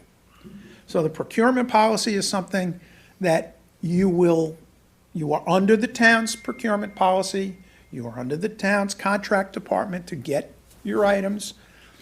There are a lot of ways of working a procurement policy by putting out contracts that, you get a bid with a particular vendor where he gives you a discount off book. Those bids are out there. You can buy off state and county contracts. One of the things in the procurement policy, and you guys actually did it a year ago, when you bought a truck, and you got the truck on the lot down the block, and it was the truck that was exactly what you wanted, and you went to him and said, state contract pricing is this. he can't sell it to you on state contract pricing. You had to buy it from the guy in Rochester, even though the guy down the block had the truck. Now, I know it worked out, but that's covered under state law. You can buy anything you want off state contract if the state contract provides the ability for you to buy under it. You can buy anything off a county contract as long as there's a municipal subdivision clause. You can buy off a town contract as long as there's a municipal subdivision clause. You're a municipal that will be subdivided. You can buy off other people's contracts, provided those contracts provide for that. So to say that it's onerous to bid, yeah, it is. But to not comply isn't really that difficult. It's How- easy enough to comply as long as you can work through it. How far, That's you guys. So I'll tell you, Tim, you can come to me and we'll work through those things to make life easier for you, because there's always ways to get that done and comply. how far down the pecking order can you go? I mean, like if a fire district Yeah. has a contract that would be, I don't think you can buy under a fire so district. in other words, town or I think village? it's- I think it's Town. entity, I think it's higher entity that's So a directly in town your would line. probably be as low as Town where would you're probably allowed be to as go? high as you, Okay. yeah, that would be your lowest floor, contract. okay. Yeah, that's your floor. County is there too. Yeah, no, but that's under the town, so. Okay, so there's another policy that is not required but is recommended, and this is where we get into transferring and budgetary control. You spoke about that before. You have to have the authorization in place. You as a board have the authority to transfer money among lines.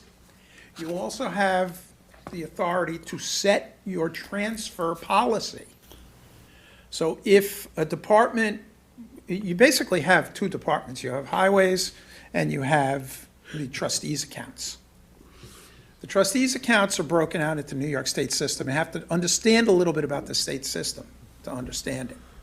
But you have the 400 series, which is your other expenses. You have your 200 series, which is your equipment and capital. You have your 100 series, which is really a town function because that's in the town budget. And that's your salaries and then your employee benefits. You can move money around as a board. Hey, sorry, Bobby, I just was on. Thought he was going to ask me a question. Yeah. Which you can if you want. In the event that you want to give that authority to a department head with a proper approval layer, you can say, okay, anything within the 400s, you can move among the 400s. It's safer if the board does those transfers. So if you have something that you want to buy out of equipment, and you have two equipment accounts, maybe you have road equipment, maybe you have electronic equipment, you as a board can transfer the money from one to the other to provide those funds. Same thing in the 400. Let's say you got 400 electric, you got 400 salary, supplies. You have supplies you have to buy, you can move the money from electric to supplies, as long as you do the transfer. Yeah. That's why you're asked to do transfers as frequently as you may be. And that's what the town asks when they want to know that you've got the money in place to do it. There's a fund balance policy, which is something that you should be aware of and take care of, which is how much is too much fund balance. Right now, you're running at around 70%. That's a very healthy fund balance. You should have a policy that says we will not let that fall below a certain point. Do we? No, we don't. You should. It's a recommendation. Okay. But that also flies in the face because you have certain issues because of the dependency on the town for certain monies. That could catch you in a little bit of a catch-22 that you don't want to get into. But as an independent board with the full authority to appropriate, and this goes into whether we have a tax cap or not, our own tax cap or not, that would be the point where you'd want to make sure you have that fund balance policy in place. Jim, this might be a silly question, but with the transfers, we don't have, there's no like fee associated with transferring those monies, right? We could just do it. Okay, good. Great. You can say, I need $100 out of this and move it over there. Boom, done. Yeah, Forward action, bang. yeah. That's it. And that's how you get around the point you made earlier about may not Yeah. pay a claim chargeable Right, from what, that's how you get right. around. Okay, that's You what I was always, hoping. Right. from the accountant's heart, I don't want to see a supply coming out of an electric account. Right. As far as the charge, the Right. check being Not drawn a out. direct charge, you're gonna check. transfer it, right? Transfer it and then draw the check out of where it's supposed to come out of. That's the basics of your accounting structure and system. Jim, real quick, does anybody ever have a ceiling policy for the ceiling on fund balance? You said ours is at 70%. Some people have. Well, there is, I would never recommend a ceiling. Okay. Okay, you would never hear me say you need to have a ceiling on it. What you need is a floor. Now, a floor, I always looked at a floor as the guidance. Because now you're telling me you can't let that fund balance drop below 20% of budget. And that's the way to express it, by the way. What's the percentage of budget you think you need to have as a floor? And, you know, sometimes 50% is what you need. Right. Because you may have let's use the trustees' real example. You have a $3 million budget. If you have a $3 million budget, you should have a $1.5 million floor. You have about a $2.2 million fund balance right now, or going into last year. So you got a little bit of a safety in there. Right. But you don't want to say you must bring it to the floor, because now you've just taken your financial flexibility and your sustainability and put a knife in it. That's where the politics of the community get involved and things like that. You got too much fund balance. The state will not criticize, and this is one of the things that all of this is about is, you've got the authority of the state controller's office that will have to come in and do audits, and they do go out and audit, and they audit the town periodically. But they would look at fund balance policy. You have a fund balance policy. If you have it, great. If you don't, you better get one, because they'll say something. Now, what they do say is, and you're more likely to be criticized if you have a very high fund balance and you don't have a fund balance policy. Because you really need to say, this is what we feel is the safe margin for us to have as fund balance in case something seriously goes wrong. Are we under the town's fund balance You are policy? under, if they have one, you're under it. Okay. Also, there's operational policies, which will be the next slide. These are all pretty obvious and pretty routine. Next slide, I'm going to run through a little bit quicker because we pretty much covered the guts of what really matters to you folks at this point. Retain experienced professional financial managers. And this is where we're commercial. This is a commercial for GFOA. This is what we recommend so that you have a well-trained and well-prepared finance officer handling your finances. The town has its controller. Dorothy's been through all this. I think Dorothy sat through this program a couple of times. If not, she's heard it ad nauseum at conferences and professional meetings. But investing in your staff is very important. And that's one of the commercial slides. Next, we get into the financial organization. This is a system of internal controls. And the key on internal controls, you're part of the internal control structure as a board because you're the approval process and all of those things. You need to conduct periodic reviews of your organization. And as a new board, challenging the status quo is fine, particularly because you're a new board. You should be asking the questions of, why do we do this? And the staff knows that you're a new board, and your consultant knows that you're a new board. And as a new board, you should be asking us questions of why and how, because a lot of this covers why and how. Internal control is defined as a process, and it's based on the structure. So you have a person that collects the money at the front counter, and the person at the front counter brings the money to somebody else who makes the deposit at the bank, who then forwards the information on to a third party, the town controller's office in this case, who records it in the books and records because they do your basic input, and then they do the bank reconciliation for you. So you have very good internal control, particularly given that you're a small organization. Internal control can become a monster of a bear And it's because of the size that you can ever expand internal control. Yours is in a good position. One of the things that's done on an annual basis is that an auditing firm that comes in and does an audit of the town, they will evaluate internal control, and they will comment on it if it's not where they need it to be. I don't know of any controls there that have been violated here. I think that the audits are pretty clean. One of the things that's a newer problem as technology has changed over the past 20 years is the management information systems and the internal controls over the management information systems. And the hackers that are trying to get in and steal information and all of the bugs that come along with that, and then the inconvenience that I do know that Joe Lombardo and I both have had that inconvenience, which is we don't have access to some of the systems that the town has because of internal control issues, because they don't want to let that internal control get out. Unfortunately, that's got to be overcome in some ways, but it is definitely an issue that is of concern to the town and to the larger jurisdictions.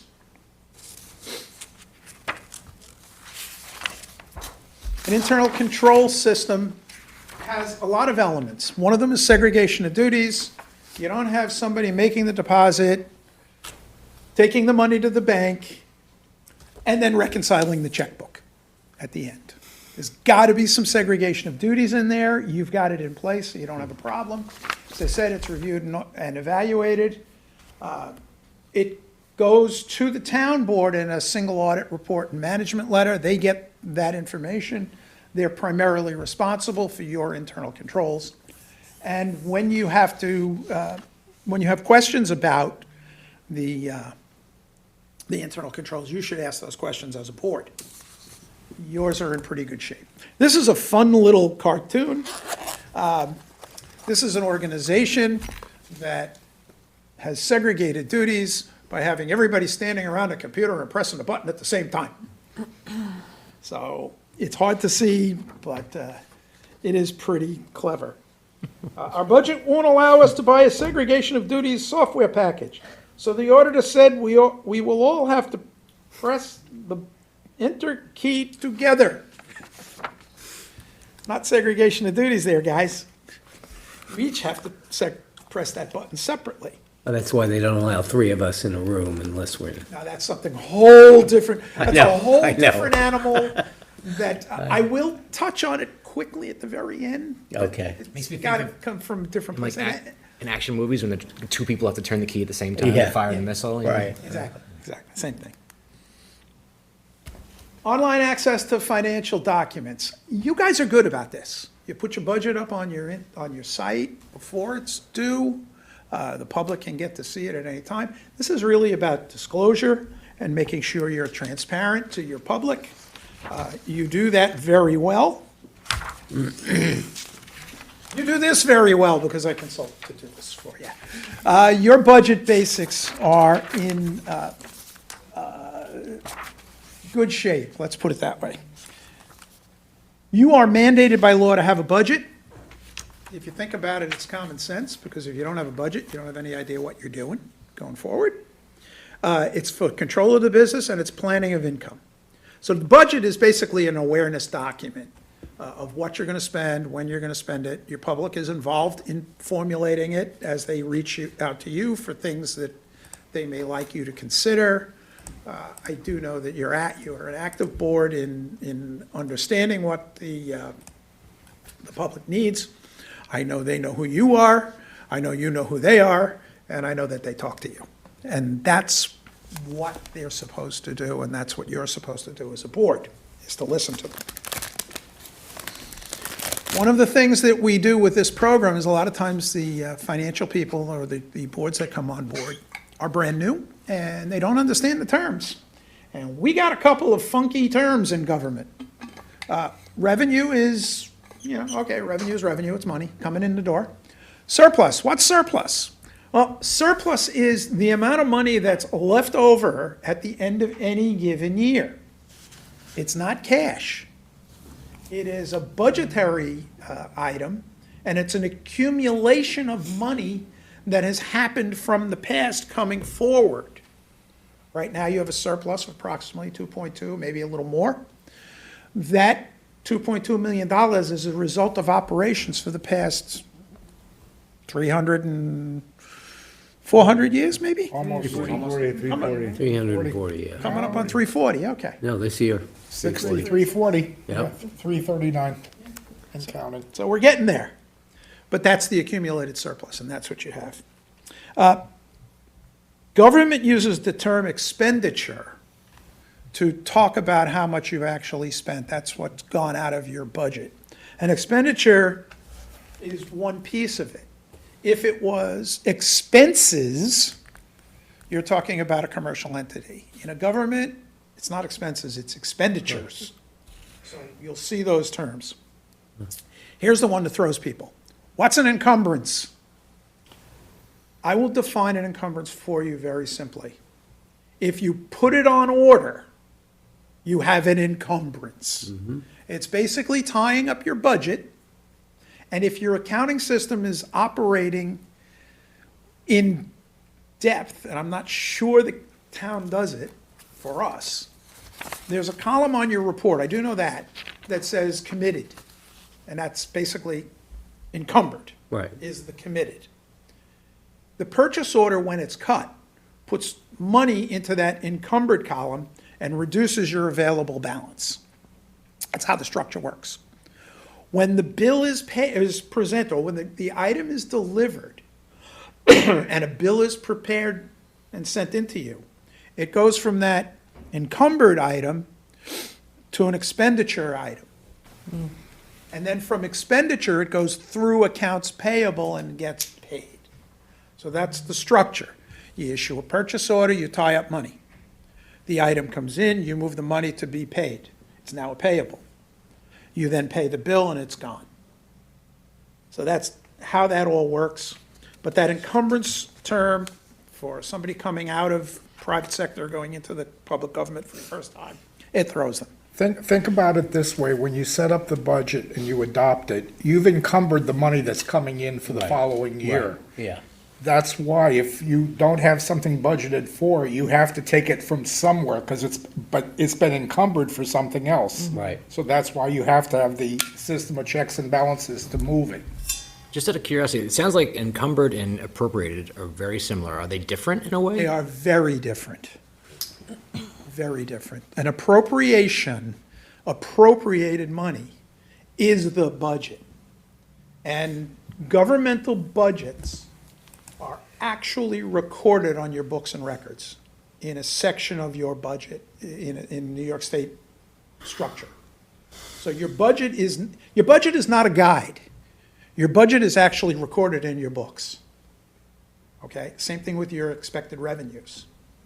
And hopefully your expected revenues at least match the amount of expenditures you plan on doing, which is your appropriations.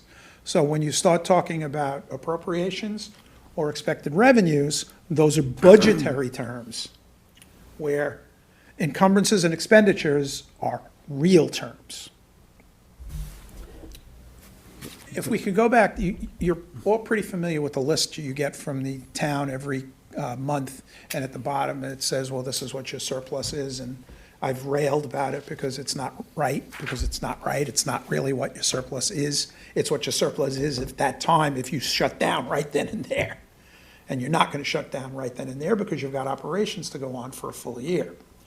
That's why I'm saying your reporting needs to be adjusted so that you actually see your budget, you see your expenditures, and then you know what you have left to spend. And then if you want to go into, projecting what you're going to spend, you can make your cuts to what you're going to spend. Or you say, okay, we're not going to spend these things, we'll let that go to surplus because we are running into a revenue shortfall.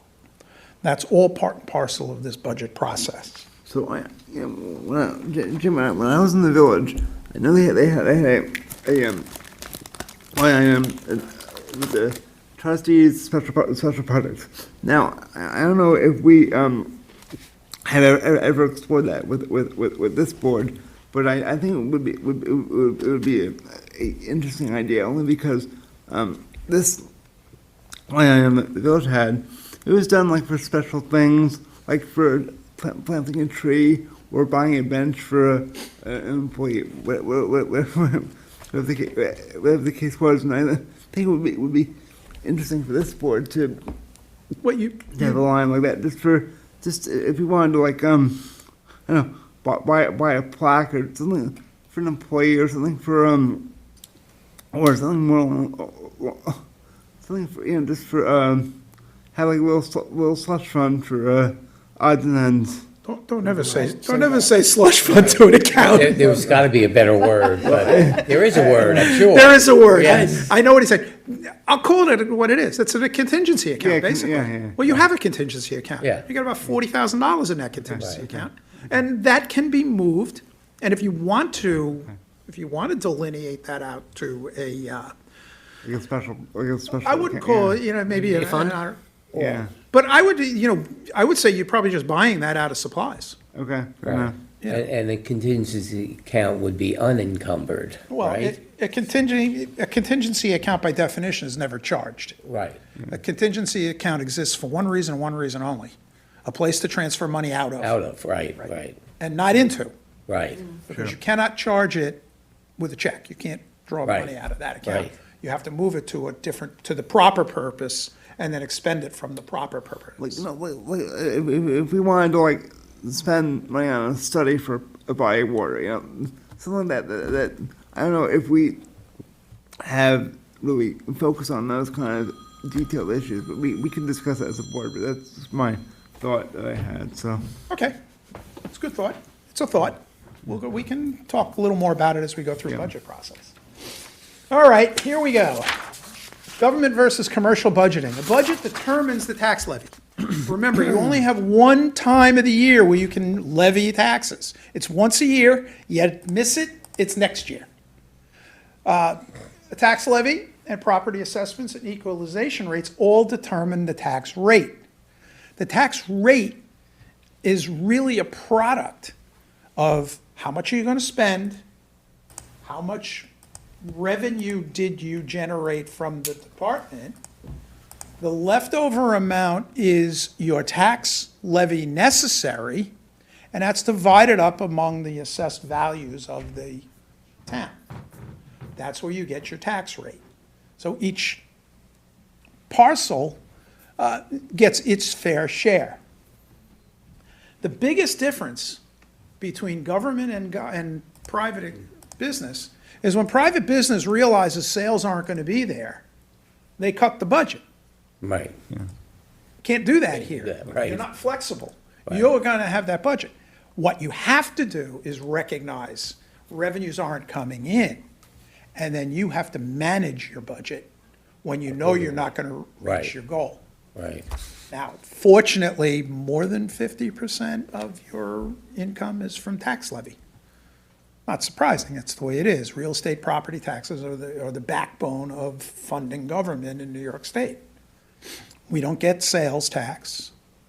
We don't have an income tax. Right. We do have substantial operational revenues, which helps keep that levy in check.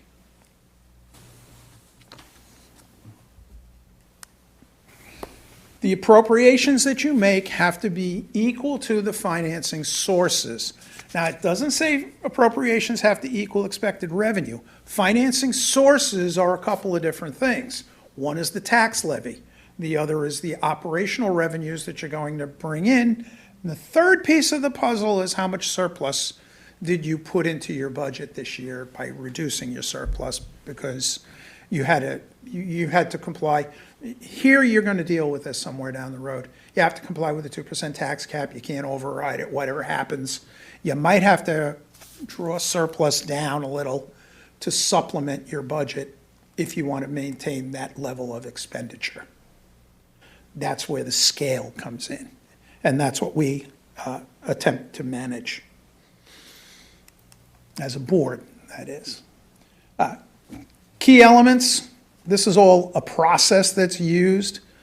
From your perspective, you get a submission of your estimates, you get a prep of a tentative budget, and then you sit down and you go through that tentative budget and you make changes to it the way you want it to come out. You then hold public hearings, which we do every September. You then have the opportunity to adopt that budget, which you must do. Jessica gets involved in the notices and the publications and all the things that have to be done with this. And then you have, your budget passed, and then the town passes their budget, and you're included in the town budget, but you have to pass your own budget. The interplay between the town and the trustees is interesting because the town has the trustees' general line, the 8700 series, which is in the town's general fund. As you are aware, our employees are all town employees, and the only thing in that 8700 account is the town employee costs, which is all the salaries, all the overtime, any of the additional salary items that those employees get, plus their benefits, Social Security, retirement system, that type of thing. And that's all in the general fund of the town. The way it works here, they send you a bill for all that work, you pay them for what they paid. Simple, uncut.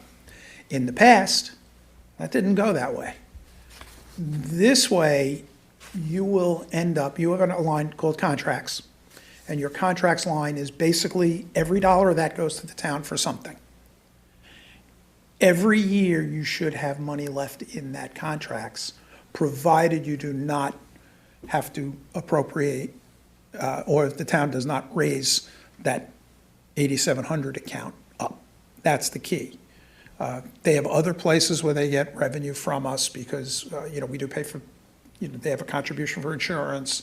There's a reimbursement for some of the other salary items. But there's a reconciliation done at the end of every year under the MOA where we only pay the salaries and the benefits for the people that actually worked for us this year. And if you have a year like this, we had a retirement, okay, so that changed your salary payouts because that person retired, so the next guy coming in maybe didn't make the same amount of money, so that can be utilized for something else. They may have overestimated health insurance costs when they did their budget. You're not giving them, they may have a budget of $2 million, let's just round number, $2 million for salaries and benefits and all that. They may spend $1.9 million. In the old days, you gave them the $2 million. In the new realm, you give them the 1.9. You only give them what they spent. In the past, they had us appropriate money, particularly in part-time. You've heard about the may not have heard about the $39,000 that was lost. That happened because in those days, you had to pay them everything that they did. Under the MOA, there's a reconciliation procedure which prevents that from happening. And that's why we can't really tell you where your final numbers are right now because they haven't finished their accrual of the part-time salaries, which took place in December. And they have to do that accrual, plus they have to do their health insurance and retirement system accrual. Once those numbers are in, we'll have a better handle, and then we can tell you pretty much what your surplus is. Uniform system of accounts is a structure that the state comes out with. The uniform system of accounts is the 124. I talked a little bit about transferring among them. This is the basis of the minimum standards that we have to have as a government.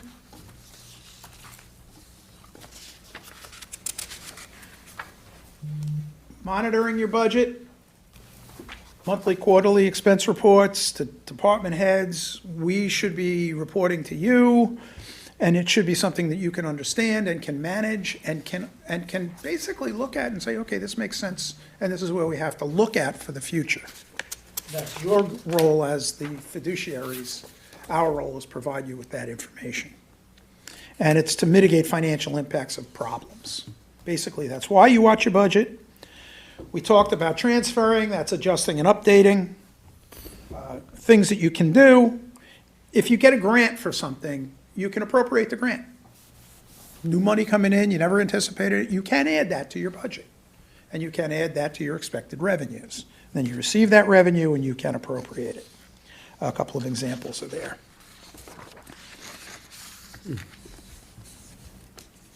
Aligning the budget to the financial report. This is the uniform system of accounts. which is basically the basis for the AUD, the annual update document. The annual update document's prepared for the controller's office. And the software package that you're running on provides the information and tracks that information. And that's all provided for you in services from the controller in the town. Things that happen when you're managing the budget, special requests. I hope we never get to deficit spending. Budget shortfalls and spend it or lose it, and tips, problems, and solutions. Spend it or lose it is a very interesting phrase. This is one of those items where, in a larger organization, you would ask the department head, each department head, to go through his budget and predict what he's going to have left over at the end. And that's where you're going to get the fictitious spending, because he knows he's got surplus, but he doesn't want his appropriation cut in the next budget. Happens a lot in school districts where, they'll say, well, you're only spending 80% of your budget, so we're budgeting you at 80%. Trying to not allow that mindset into the department heads' heads is important for the board. If you go to the department head, say, let's take a police department, and you have a police commissioner who says, okay, I've budgeted $50,000, I'm going to spend $50,000. And then, oh, look, I only spent 38. He doesn't want to be cut to 38. So he'll show you he's spending the 50. You don't want that mentality out there. You don't want to go to him and say, okay, well, you spent 50 you've spent 38, you only budgeted 50, I'm cutting you to 38. You're going to say, you realistically expect to spend 50? And if he says yes, then you give him the leeway. Because otherwise you're going to ingrain that spend it or lose it mentality. And that's kind of an issue that can creep in, and I just warn you about it. You got to look at it from a sensible perspective and not allow that kind of a So mindset to get the in. money that they don't spend theoretically, well, actually would go to fund balance. Becomes fund balance. So Right. there would be no need to actually have to dock somebody for not spending it, because Comes back anyway. the organization benefits. Comes back anyway, yes. You have somebody else in a different department who's like, I'm over. Can I have some of yours? Well, that happens. That happens. And by the way, most organizations where they have two departments and things like that, a lot of times you'll see that happen. A lot of times you'll see the department say, hey, we don't need it. Yeah. Transfer it to them. That happens. Okay, this is a commercial. This is one of those commercial slides. This is my commercial, by the way. Never overestimate revenue. Period, end of story. Don't budget revenue on I think, I wish this happens. You want to make sure revenue is solid, because if you come up short with revenue, where are you going to get the money from? It's not there.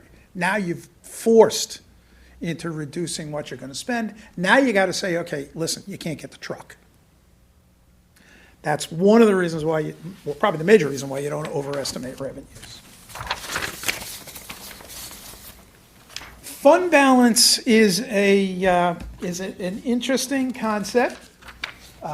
There's a slide in this that is not up here, but fund balance is what's left at the end of the year. So you understand, the entry at the end of the year that changes fund balance, and it's only done at the end of the year, is a very simple entry. You take how much did you spend, and you reduce fund balance. How much did you bring in, and you add to fund balance. That's it. Very simple. What you spent, less what you brought in, the difference is added to fund balance or reduced from fund balance, depending on which way the number flows. This is my problem with that report. They try to do that on a monthly basis. It's not giving you a very true picture of what your ending fund balance is going to be, because fund balance is only touched once a year. You can appropriate fund balance, and appropriating fund balance, it doesn't touch fund balance. Fund balance is real Appropriation is budgetary. So there's a difference between what's real and what's budgetary. Okay. You guys understand where I'm going with that? Oh, yeah.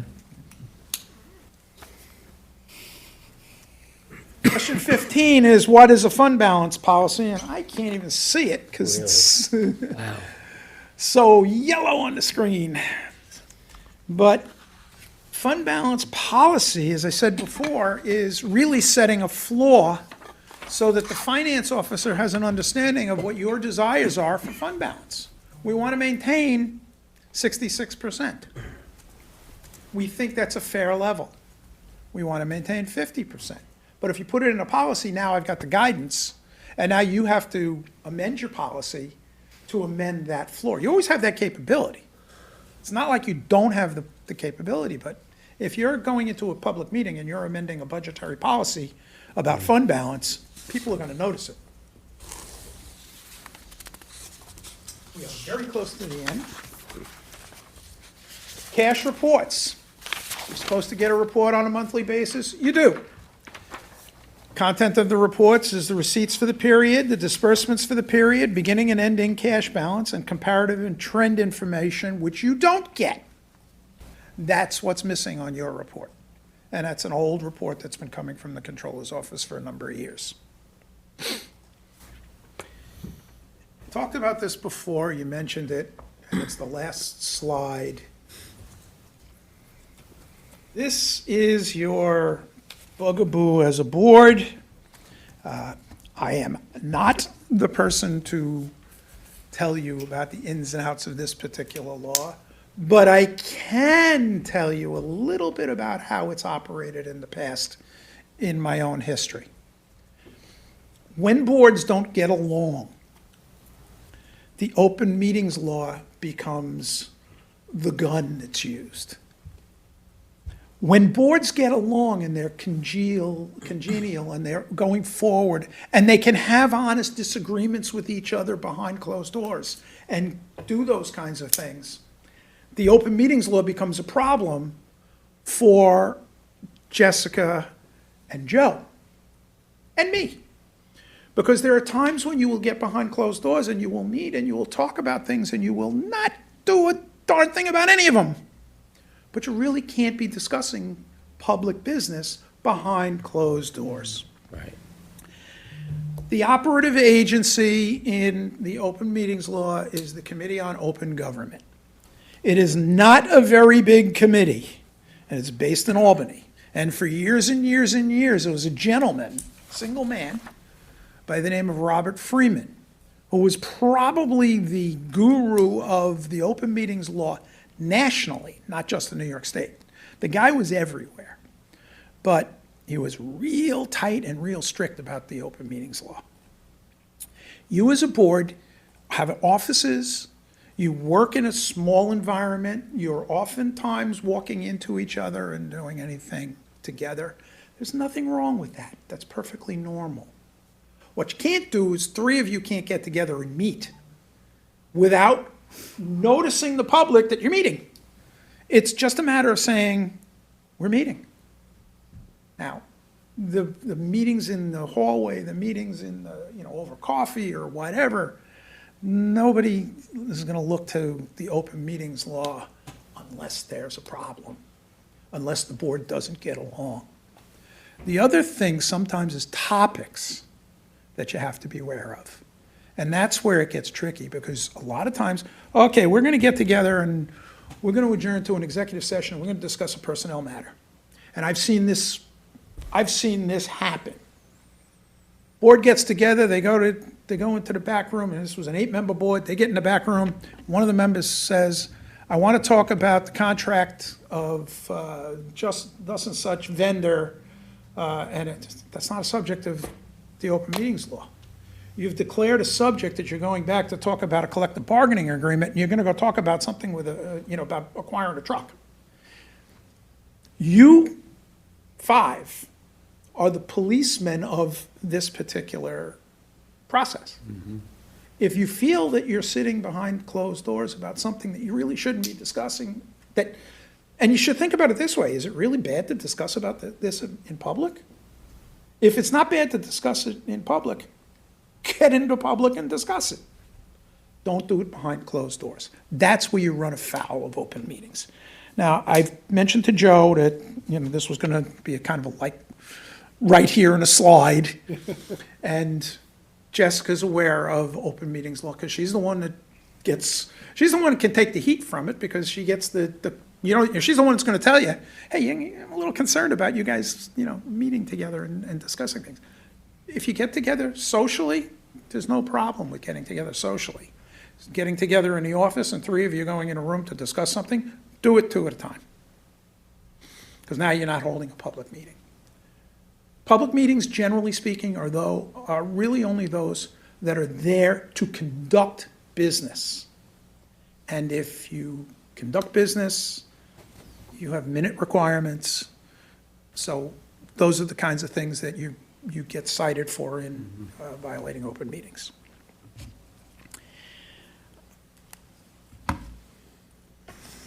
You got me. Questions and answers. What would you like to know? Hopefully you're clear on this. Yeah, and as a board, I think we take that last point very seriously, and Yes. we've been very good about that. Yeah, you have to be. We You are. have to be. And let's face it, you got a little tiny office over there, and Right. it's a good place for you all to work on what you're working on. There's no doubt about it. Right. And sometimes you do need to talk to one another about what you're working on. Right, That's just understandable. Just realize you can't take action, right, and try and avoid groups, big groups. right. A phone call, you can have phone calls with each other and discussing things, there's no question about that. Just can't have 3 of you on one phone call, because then you're running into an open meeting. That's all. Yep. One thing we Pretty gotta be practical. wary of going forward this year, we all have to run for election again. Well, if you start getting found out that you're violating the open meetings law, you're gonna have a tough time in your elections, because the public, this is No, one I mean, like, of going to those. campaign events, like, we just can't talk about business. Right. That's where it is. We We're can't not just- there to talk about You're out there, business. campaigning together, you can campaign together all you want, you just can't discuss business. You can caucus on political stuff, but you can't transact business, 3 of you together. Yep. But if you're at a political function, they're in the public, they're watching you, they're seeing you. Yeah. Okay. Interesting way to put it. Now, to further my presentation here today, Jess, you got my email last night to forward the top 10? Yes, Okay. I haven't done it yet. Forwarding it now. So you are going to get a sheet of paper, or it's a few sheets of paper. It's actually from R.S. Abrams Company, which is an accounting firm, a little bit up island over in Hauppauge. The managing partner is a woman by the name of Mary Ann Van Dyne, and her associate partner is a friend of mine, Ali Battaglia. They're known auditors. But every year they put out a top 10 list, like the old Letterman show with the top 10s. Well, this is the top 10 audit findings from the State Controller's Office.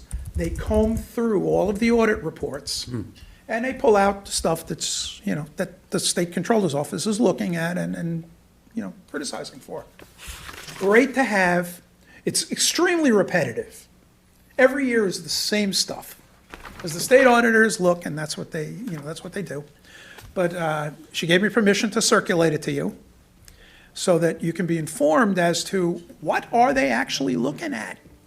And it's a good idea for you to understand what they're looking at, because now when you see that in conjunction with this, you'll understand where we're coming from.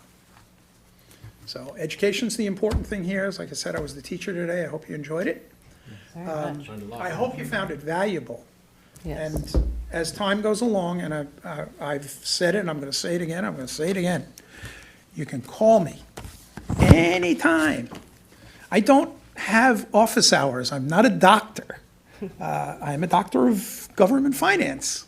But you call me on we even had a conference call with our elected representative during the end of the. Yeah. When we had that discussion, that was a Sunday, I believe, right? Sunday afternoon? To me, it's on the phone, it's not a problem. Reach out to me. You have a question, if I can't get back to you, I generally can. If I can't get back to you, follow it up with a text message. I do respond to text messages.